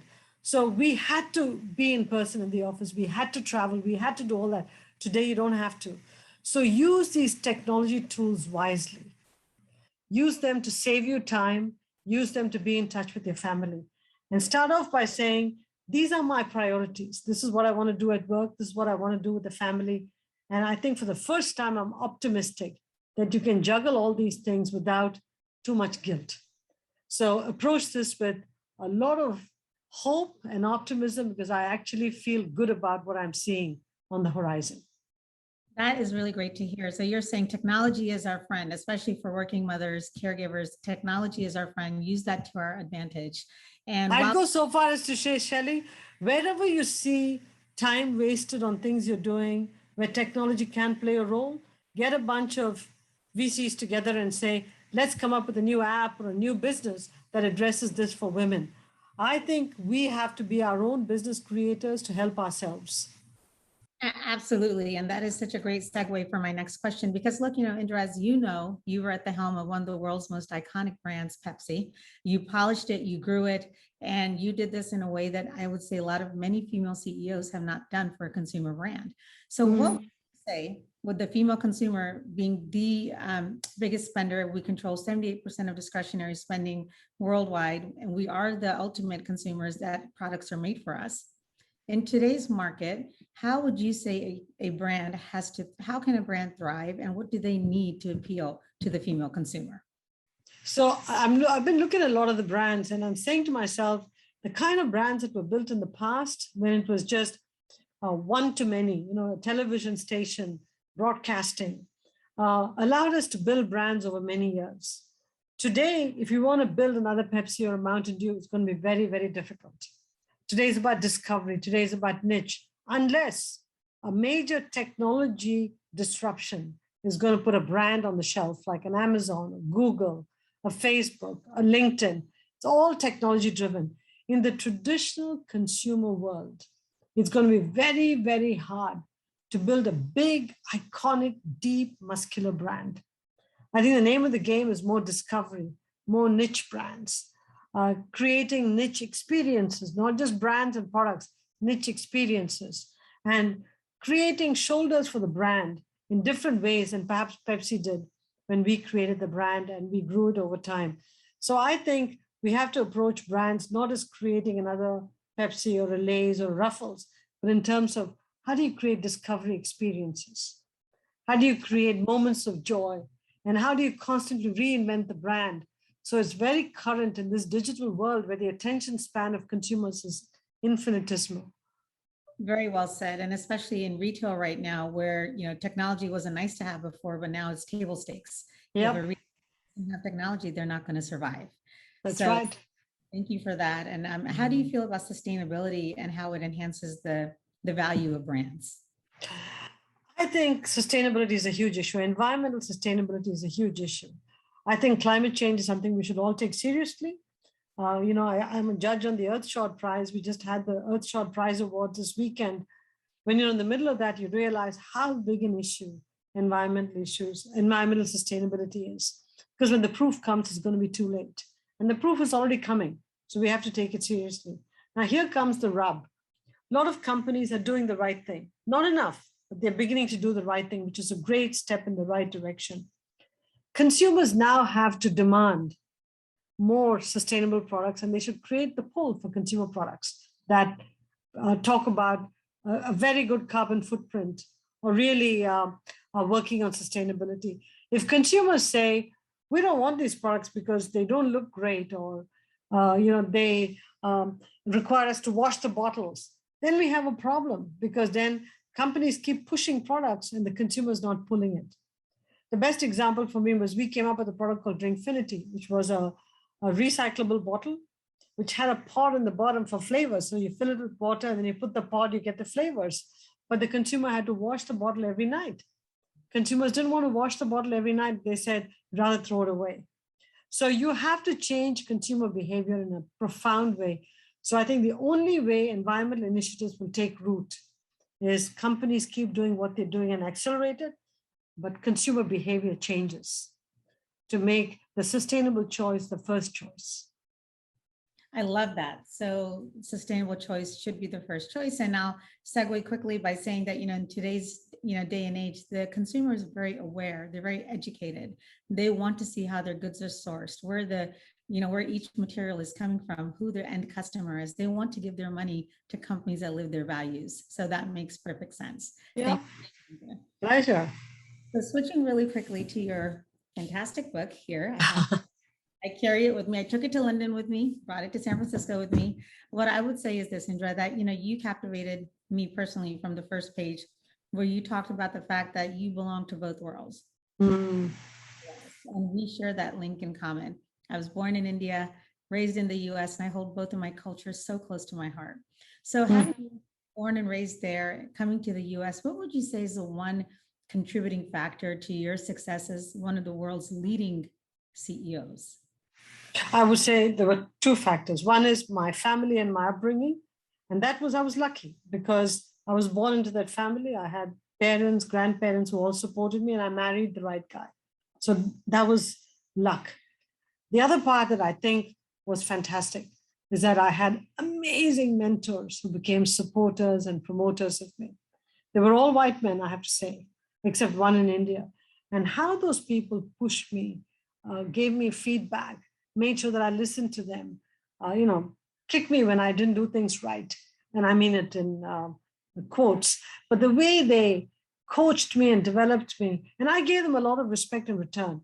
I think that mentorship meant a lot to me, and I am who I am today because I'm a product of the upbringing and those many supporters that I had along the way, without whom I couldn't have, evolved and improved myself over time. And finally, I'll make a point. My story of coming from an emerging market, person of color, and ascending to the CEOship of an iconic company can only happen in America. So I think I am the true living example of the open environment we have in this country, and the fact that I was welcomed because I wasn't fleeing persecution. I was welcomed, I was encouraged, nurtured, and I became somebody. And so I have great gratitude for what this country stands for and how lucky I was to be here. Wow, that blows me away. So gratitude carries the day. You're saying that, where you're born, the family you were born into, you were lucky, but truly where we are born does define our opportunity to a great degree. Yeah. And that is actually something that we're solving through the Shatter Foundation now and bringing entrepreneurship education to girls in underserved communities. So we're very And I encourage our audience to read your book because you share some very personal anecdotes in that book, right? You talk about your dad's accident. You talk about Rita being bullied and how you and Raj were just devastated to hear all that she was going through, right? And as I was reading that, I was thinking that if Indra Nooyi can have these day-to-day issues, then there is hope for the rest of us to be able to handle these kinds of issues that come up, whether it's our children getting bullied, something happening at home, and yet you persevered, you are who you are. What would you say in terms of the advice to people in our audience that are listening that you can give them on those days when they're balancing everything? And you talked about this a little bit, but I'd like to go back. Look, families are messy, families are fragile. Mothers in particular, the punching bags for children, especially for daughters. And people will go out of the way to make you feel like you're inadequate. You're not a great mom. You're not a great wife. It's what society is all about. And for women in particular, you're either too tall or too short. Your skirt is too long or too short. Something or the other, people are going to find something wrong with you. We ourselves have a perfection gene and we're never happy with ourselves. Others reinforce that insecurities we have by always making it look like that we're not good enough. At some point, we have to quit feeling bad about all this. We have to just say, this is who we are. Take it or leave it. If we want to dress a certain way, we're going to. We're not going to be risque, but if we're going to dress a certain way, so be it. And this is where the sisterhood of other women have to be our check and balance, giving us feedback, not judging us, but listening to us, giving us good advice, allowing themselves to be a sounding board for you. I think we have to develop much stronger sisterhood, much stronger links between other women. So together we can navigate this journey. Because it's a tough journey, okay? The ideal worker today is a male. We're trying to bend that curve and say, the ideal worker today is somebody talented, somebody who'll do the job. Doesn't matter what gender or ethnicity or color they are. We're trying to change the narrative. And it's not easy to change the narrative. And yet here we are doing it. You exemplify it. Every woman that's been on this panel today has been, like chipping away at that. And I hear your point that, women need to be non-judgmental of each other for sure. Yeah. Door openers, not gatekeepers for each other. Yep. And sort of want each other to succeed. So each of us has to pull each other up. And I think, Indra, I couldn't agree more with that, given what we do at the Shatter Fund. And I think sometimes that not being able to think like that is caused by scarcity. And that's another part of the message that we want to, get out during the summit is there's room for everyone, right? We are lucky to be here. We belong here. All of us belong here. We're stronger together. And that is actually the truth. So So look, I'm very gracious, very, happy and, grateful for your time. And what I would say, I would love to hear from you as you close out and talk to us a little bit about, you've written a book, you are Ingenuity, you've done this, Pepsi role. What's next? Where do you go from here? And I imagine that the best is yet to come. Well, look, I've been busy since I retired from PepsiCo, but doing things that I want to do with my time, and they're all purpose driven, whether I'm teaching up at West Point or sitting on the board of Memorial Sloan Kettering or things like that. I'm doing things where I feel like there's a sense of purpose and I'm giving back. And this book has got legs. I'm trying to work on figuring out what's the best way to put a care infrastructure in. I've got to show some examples by working in states. So in Connecticut, we have a project going on. I'd like to pick 3 or 4 states and figure out how to develop a model that we can take to all the other states in the country. We're trying to do something similar in India. So, at this point, what I'm going to do, Shelly, is give my time, money, and resources to this care cause because I care about young family builders and women in particular. Mm-hmm. And my hope is that by taking the monies that I earned over time, deploying a large portion of it towards this, we can see some real movement on this care equation, not just talk, action. And if we can mobilize enough people, especially the men in power, maybe we will make some progress. And that combined with the fact that as younger women come into the workforce, they'll stay in the workforce and they'll also have kids because having kids is a joy. We want to make sure they look at the joy and not the stresses. No, absolutely. And, and while we can have many, many things, we can't have it all at once. Right. So just being able to prioritize that is the right way to go. And, to your last point, a male allyship, right? Men and women need to work together to be able to advance women in the workforce. Totally. Caregiving. So I think that's so. Yep. So Andrea, any last words of wisdom for our audience before we give you back your time? I just say that, this is the decade of women. I mean, women are so smart. They're hungry. They want to contribute. We ought to grease as kids for them. But I'll say from a women's perspective, do what makes you happy. Don't let somebody else set the agenda for you. Think hard about time. There's very little time that we all have on this earth. Think hard about what makes you happy and what you want to do.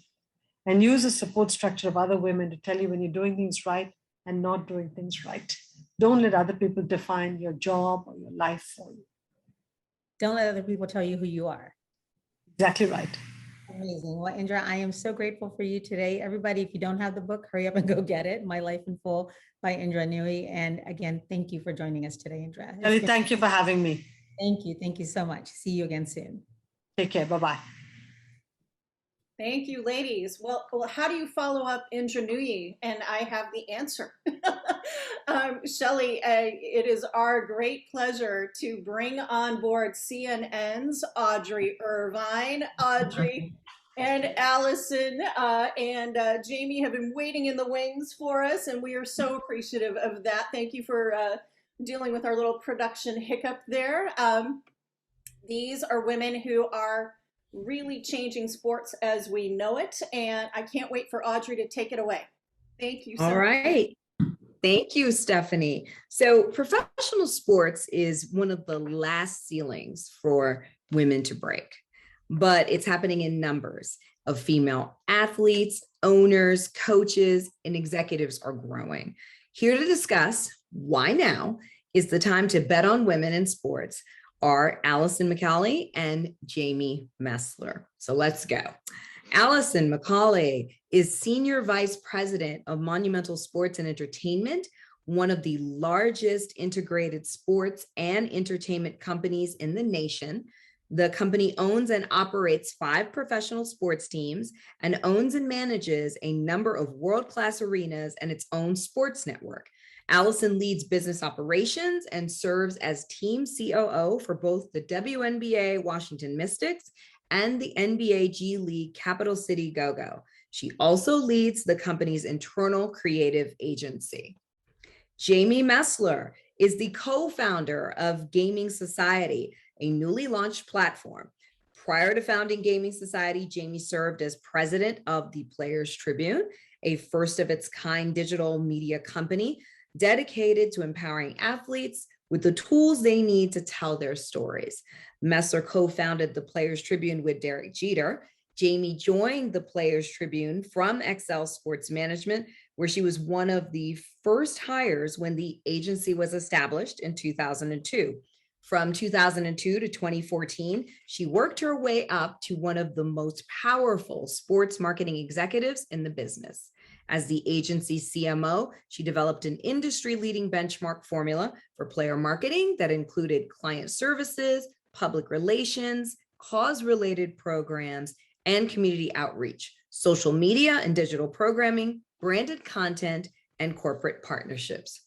Whew, we have some powerhouses with us tonight. So, Allison, let's start with you. The title of this panel is Bet on Women. Comes from an article penned by WNBA star and Players Association President Nneka Okomake. When the players opted out of their then current collective bargaining agreement in 2018 and negotiated with the WNBA for what turned out to be one of the most forward-thinking labor agreements and created a radical shift in how female athletes are compensated. And the agreement has become part of a broader cultural reckoning over disparities in how society regards men and women. Can you talk a little bit about why women's sports is important in the context of this broader conversation around gender equality and how you think sports can help affect change off the court, especially in local communities? Sure, happy to, and thank you for having me. We're excited to just follow Indra, and this question reminds me of something that Mika was saying about know your value, right? So the WNBA CBA really has been such a guidepost in this effort to create equality. I hope it's just the beginning. We're on that path. But I just firmly believe that sports has the power to change lives. That's why we're in this business. And I think women's sports is just such an important and critical space to help drive this gender equality that we're looking for. Indra talked about the sisterhood that we're looking for, and I actually think we can create some of that in sports. So if you think about team sports in particular, it's one of the best places that young girls can learn the lessons of teamwork, self-reliance, resilience, confidence. It's the thing that young boys learn because they're all playing sports. And girls need to stay in sports so that they get those lessons, that they learn that they can be a teammate while they can still individually excel, and those are not mutually exclusive. And on the professional level, I think professional sports actually reflects for men and for boys what strong women leadership and excellence and achievement looks like. And it's in a space that's not threatening for them. It's not the boardroom. They're sitting and watching our athletes on the court, and that begins to hopefully change the hearts and minds. And I think we're just really, women in sports are defying some of those stereotypes and those social norms, and really sort of trying to showcase men and women as equal. And I'll just say, as a small anecdote, I have a young son who was 2 years old at the time. I was taking him to Washington Mystics games, and he's fidgeting in his seat, and you think he's not really paying attention. He took it all in, and he'd come home and he'd go down to the basement and he'd get his little Tykes basketball hoop out, and he'd say, "Mommy, you be one of our opponents, and I'm going to be Elena Delle Donne." And, he didn't see that as her as female. He just saw a great player. And if you asked him who his favorite players are, he's naming people like Natasha Cloud and Elena Delle Donne. And he's just thinking about who's great. And I think that's the change we need in our society. We need our young boys to see that and not come to the table with those gender stereotypes. And then when they become executives in the boardroom, they have that frame of reference of excellence that was in front of them at a very early age. I love that. So Jamie, tell us a little bit about gaming society and explain what Bet on Women means to your company, and how are you using the growth of the sports betting industry to propel women's sports? Well, nice to be here with everyone. Thank you. So Gaming Society is a company that I started. Actually, it was born out of the pandemic.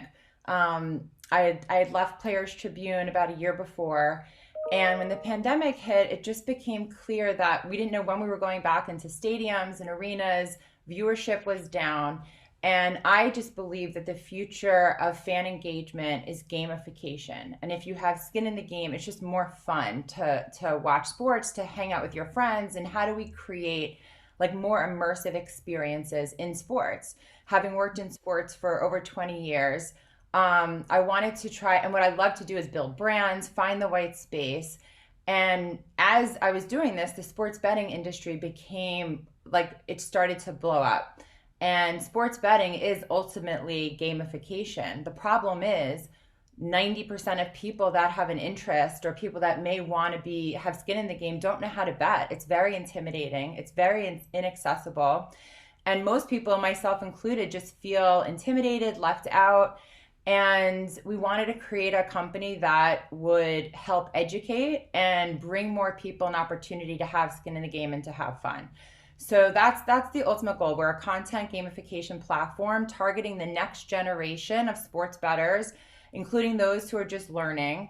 And we believe that women's sports are exactly that. They're passionate sports fans, proven to invest in their favorite teams and players. And yet they've been on the betting sidelines, especially to date. At the Players Tribune, Sue Bird actually wrote an article in 2016 calling out the disparity of advanced stats and analytics in men's and women's sports. And without that necessary infrastructure, it's even hard to bet on sports because you need to have that visibility, you need to have the data, the stats. So we're working towards how do we fix that and how do we use the innovation and the growth of now the biggest sports industry in sports to help propel women's sports. So with that, the article that you mentioned written by NECA was actually written on the Players Tribune as well. And the WNBPA smartly trademarked that tagline. And so we did a deal with them where we have a partnership with the WNBPA, and NECA is now on our advisory board. And we created a movement called Bet on Women. And it's meant to put women's sports at the forefront of this industry.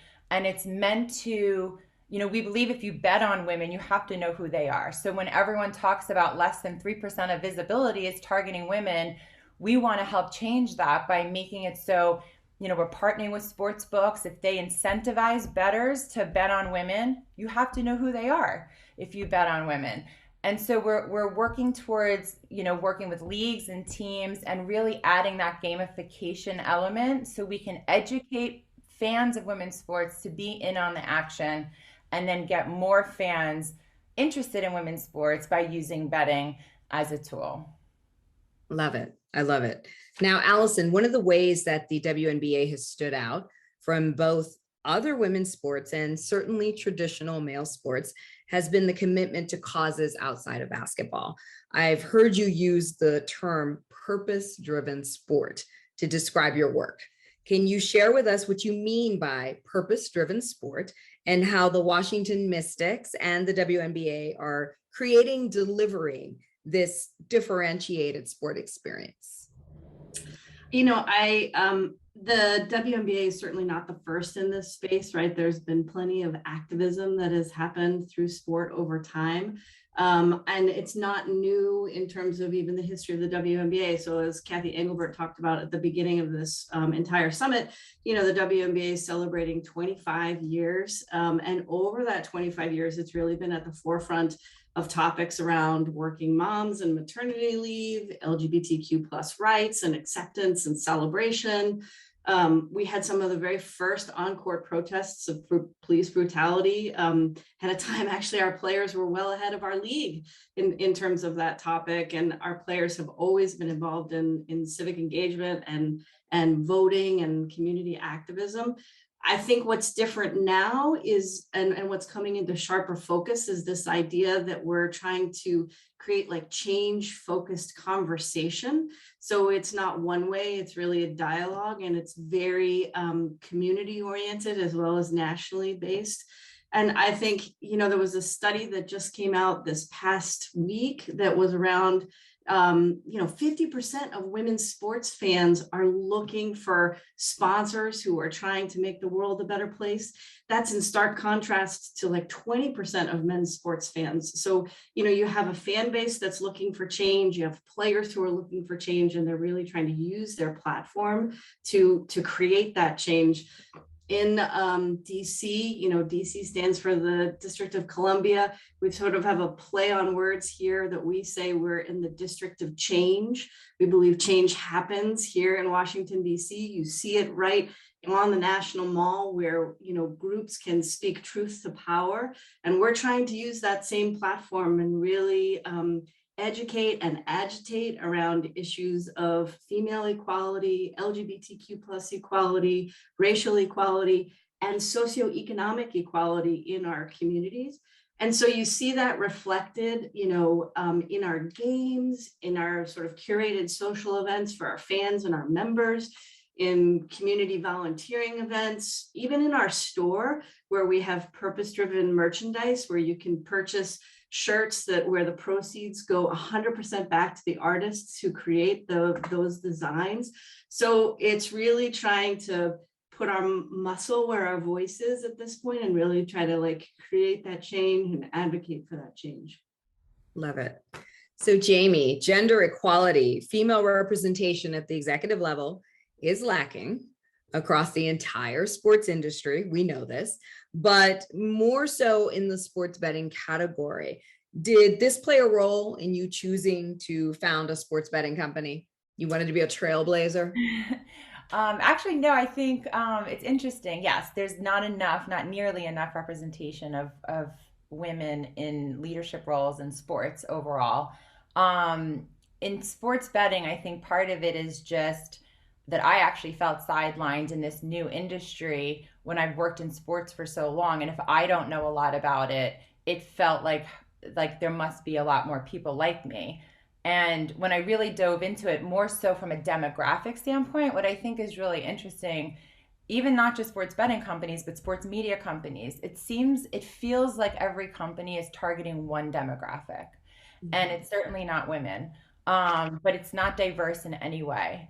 And so a big part of what we wanted to do with this company, and I don't know another female founder in this space. There are a lot of female, I've been pleasantly surprised on how many women are in senior positions in betting right now. The CMO of Caesars is a woman. The CEO of FanDuel is a woman. The president of the VC arm of DraftKings is a woman. So and I'm just, I'm learning as I'm getting to know this industry. But there's no female founders in this space, and there's a lot of saturation, and there's no one talking to this demographic, period. And in sports, I find it very few people are talking, right? There's more sports fans.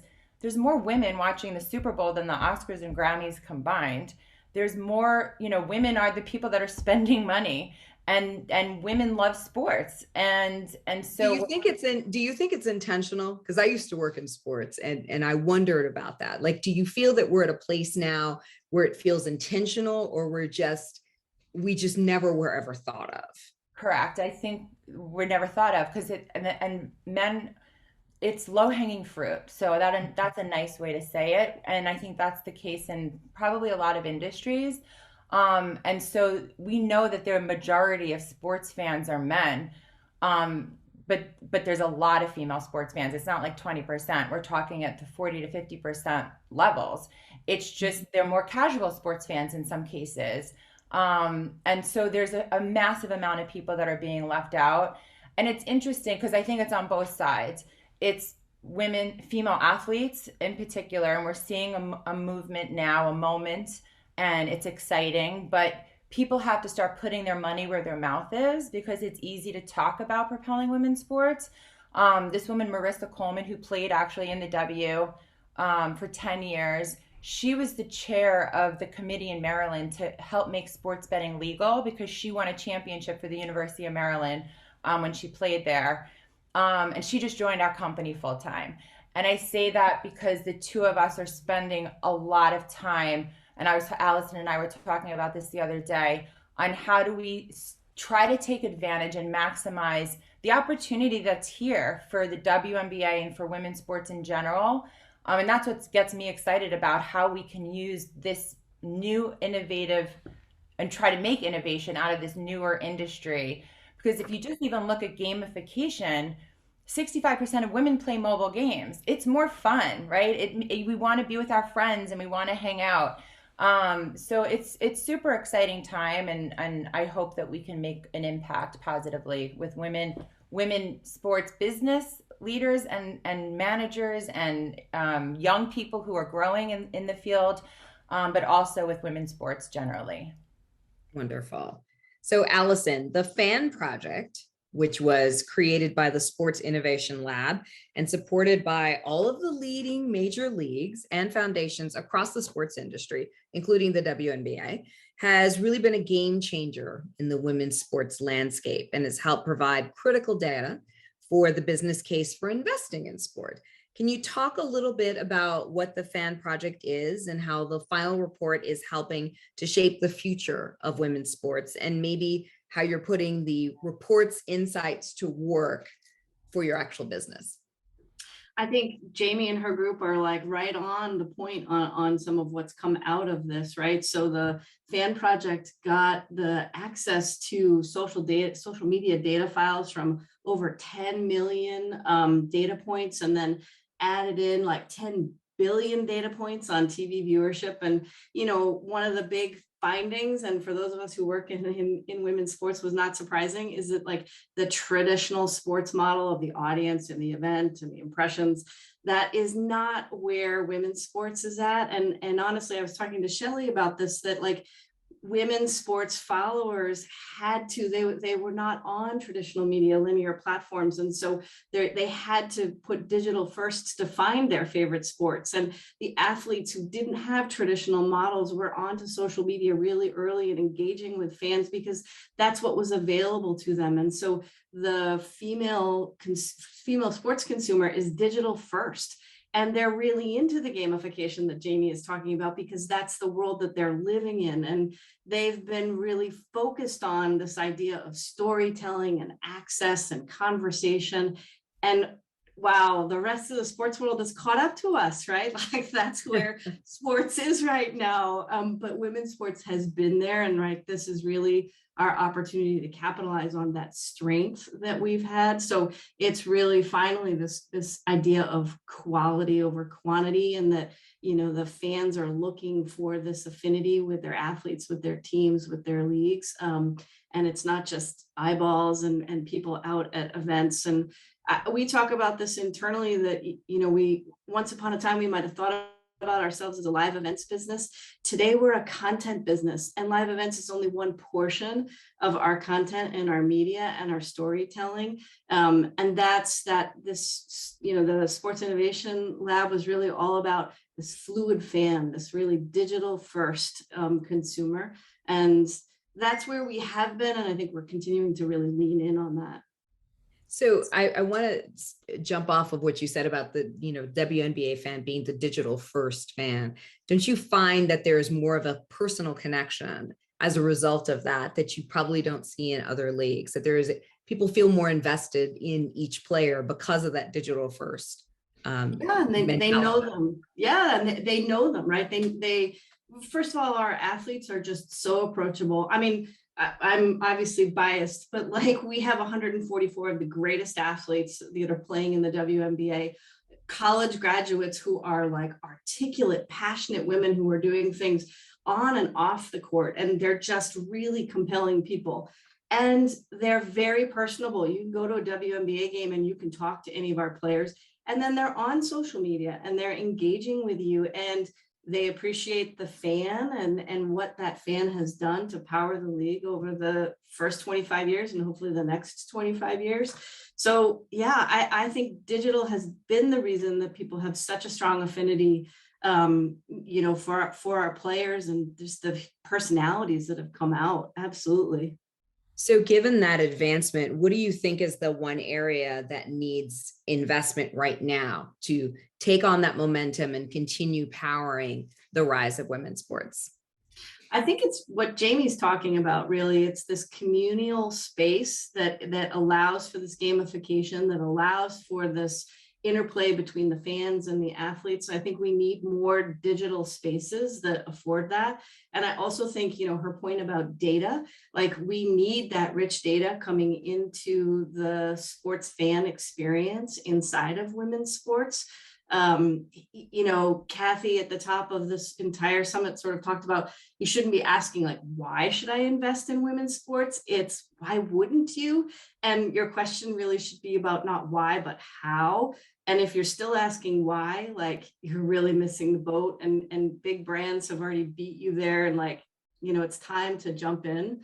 I think it was Indra or maybe it was Mika who was saying like, we just need people to show up, right? So like we need people to come out and support, and that makes a huge difference, right? So like I'd love this digital investment, and then I just really want people to come see us, right? So if anybody's in DC, like come out to a Mystics game. I truly believe if you see it for the first time, you'll be hooked. Absolutely. Jamie, what do you think the investment needs to happen? Well, I think Allison's answer was perfect because we're also just going through our seed round right now. But no, I think it's people putting their money where their mouth is. So it's investing in content. You have to know who these women are, I think, to care. And I think there's some great content out there, but it's kind of everywhere, right? There's brands that have spent money on telling stories and they're not living in one place. It's good to see more media companies like Just Women's Sports and Together and a few others that are starting to prioritize that, but getting more coverage, right? Like even ESPN, where we're talking, I think Allison and I think we're talking about this too, where it's amazing, the finals are on ESPN, but they're like on a Sunday when there's all the NFL games and MLB playoffs. And like, so it's like being smart with what you have and trying to help. I think the people that are at the decision-making seats are helping make the right decisions, thinking about women's sports, when just looking from the outside in, even when you see early days, it's not the same now, I don't think, with the WNBA, but I think early days, it felt like all the sponsors were the NBA sponsors that had to invest in the WNBA, but then they weren't activating. So you didn't see the commercials about the game. So when you're trying to get people, like Allison's saying, coming to the games and showing up, people didn't know when they were. Or Maya Moore, I remember had a shoe with Brand Jordan, but they were promoting it during the NBA season. So I think it's just across the board, people making that investment and being more thoughtful, not just checking boxes, and investing in companies like the Gaming Society, where we're focused on exactly that, right? And content and social experiences and gamification. But it is an exciting time, I think, for women's sports, and we're really excited to be a part of it. Do you think we're at that precipice where people are making room? You name the ESPNs, you name some of the major brands. Do you think that we're at that place where we're past checking boxes and that people are making room and seeing the possibilities in women's sports? We are, but you need to see more women in those positions at the networks and at the companies that are making those decisions. There needs to be more diversity. And I think also on the team and league level, there needs to sometimes be more innovative thinking. Like Allison, their team is in great shape because Allison's running it. And a lot of the teams, it feels like, are doing so, but there's a lot of more traditional thinking at some of the bigger league offices. And so I think that women's sports, when you're starting to see like Angel City with the NWSL in LA and starting to see different teams coming up and starting to think more innovatively, what Allison was talking about with the Sports Innovation Lab and how they're providing more data and insights so that you can invest in the right ways, I think is also awesome. So yeah, we're there. It's starting to happen for sure. Yeah. And any final thoughts? I was gonna say, you're seeing big companies come in now with, Cathy's initiative to bring in partners at the WNBA. So, you're seeing the Googles and the Amazons and the Nikes come in, and I think that's really critical to our success. And I'm just really bullish about her ability to attract more of those and for us to be able to track them at the Mystics. And, Jamie's point about you used to see sponsors who were only just sort of there because of the parent brand with the NBA. Now you have brands who really understand the opportunity with women and are specifically investing and activating. And I think we just need more of those. Wonderful. thank you so much, ladies. I cannot wait to see what is in store for you both. And we will be watching. Absolutely. Come on out. Yeah. For sure. Thank you, Audrey, Jamie, and Allison, and all the important work that you're doing for women's sports. It's really incredible. So it's been an extraordinary day here for the Shatter Summit, and we're so thrilled that all of you have been able to join us. And so to close out our event, I'm delighted to hand it over to the fabulous Shelly Kapoor Collins. Wow, thank you, Carolyn, and thank you all in the audience for joining us for the Shatter Summit today. While we are so inspired by so many fabulous leaders who have shattered glass ceilings today and across industries, it's clear that we have a lot of work to do still. And we keep fostering the sisterhood like we talked about and supporting each other and being door openers for each other. And as you know, at the Shatter Fund, last March, we announced the formation of the Shatter Foundation. The foundation brings education, entrepreneurship education to girls in underserved communities. Over the last 20 years, I've been doing work to bring STEM to girls. And so this is just a continuation of that. Today, I'm excited to share with you that we introduced an entire class of young women across the country over the summer to innovation economics and showed them that one day they too can be entrepreneurs, that they can strive to be the vice president, the president, the commissioner of the WNBA. They can be anything they want, and entrepreneurship and STEM are the paths that lead that way. So in the meantime, we actually also partnered with my alma mater, the University of Maryland College Park, to be able to highlight the top female student entrepreneurs that are at Maryland right now, and how can we support them. And so in that process, we went ahead and we did a selection process, and I'm excited to announce the winners of the inaugural Shatter Foundation Startup Grants of $5,000 each in partnership with the University of Maryland. And to help with announcing these winners, I am honored to welcome my daughter, Sohana Collins. Hi, I'm Sohana Collins, and I'm excited to announce the winners. And the winners are Blimp Logistics, co-founders Spencer Yakulak and Camilo Melnick. Aurora Tights, co-founders Jasmine Sneed, Imani Rickerby, and Sydney Parker. Dorothy's Place, co-founders Olivia Bruno, Mika Ponde, and Colleen Baldwin. Congratulations. Fabulous, Sohana, thank you so much.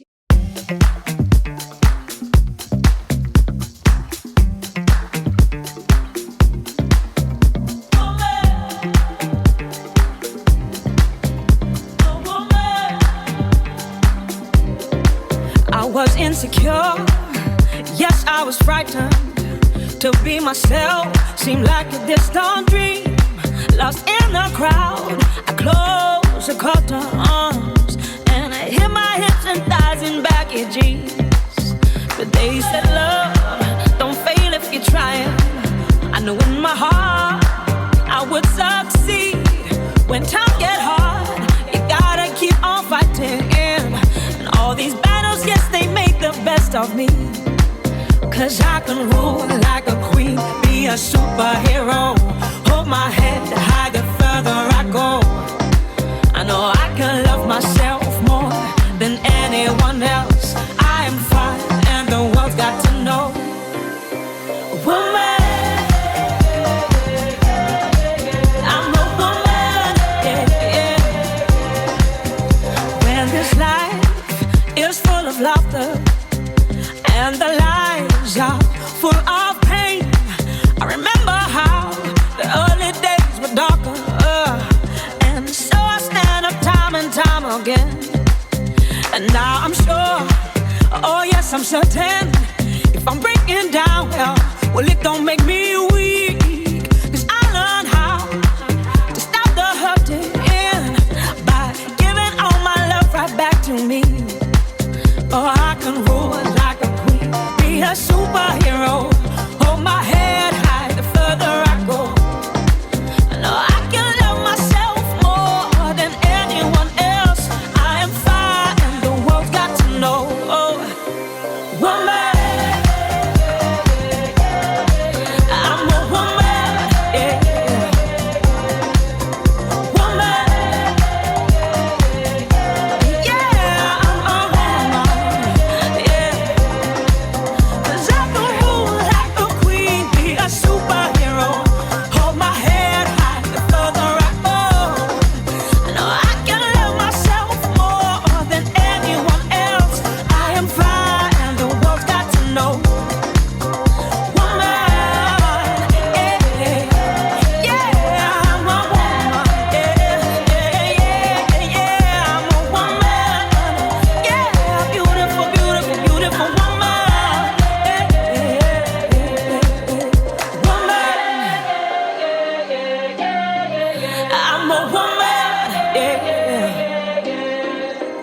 woman. Yeah.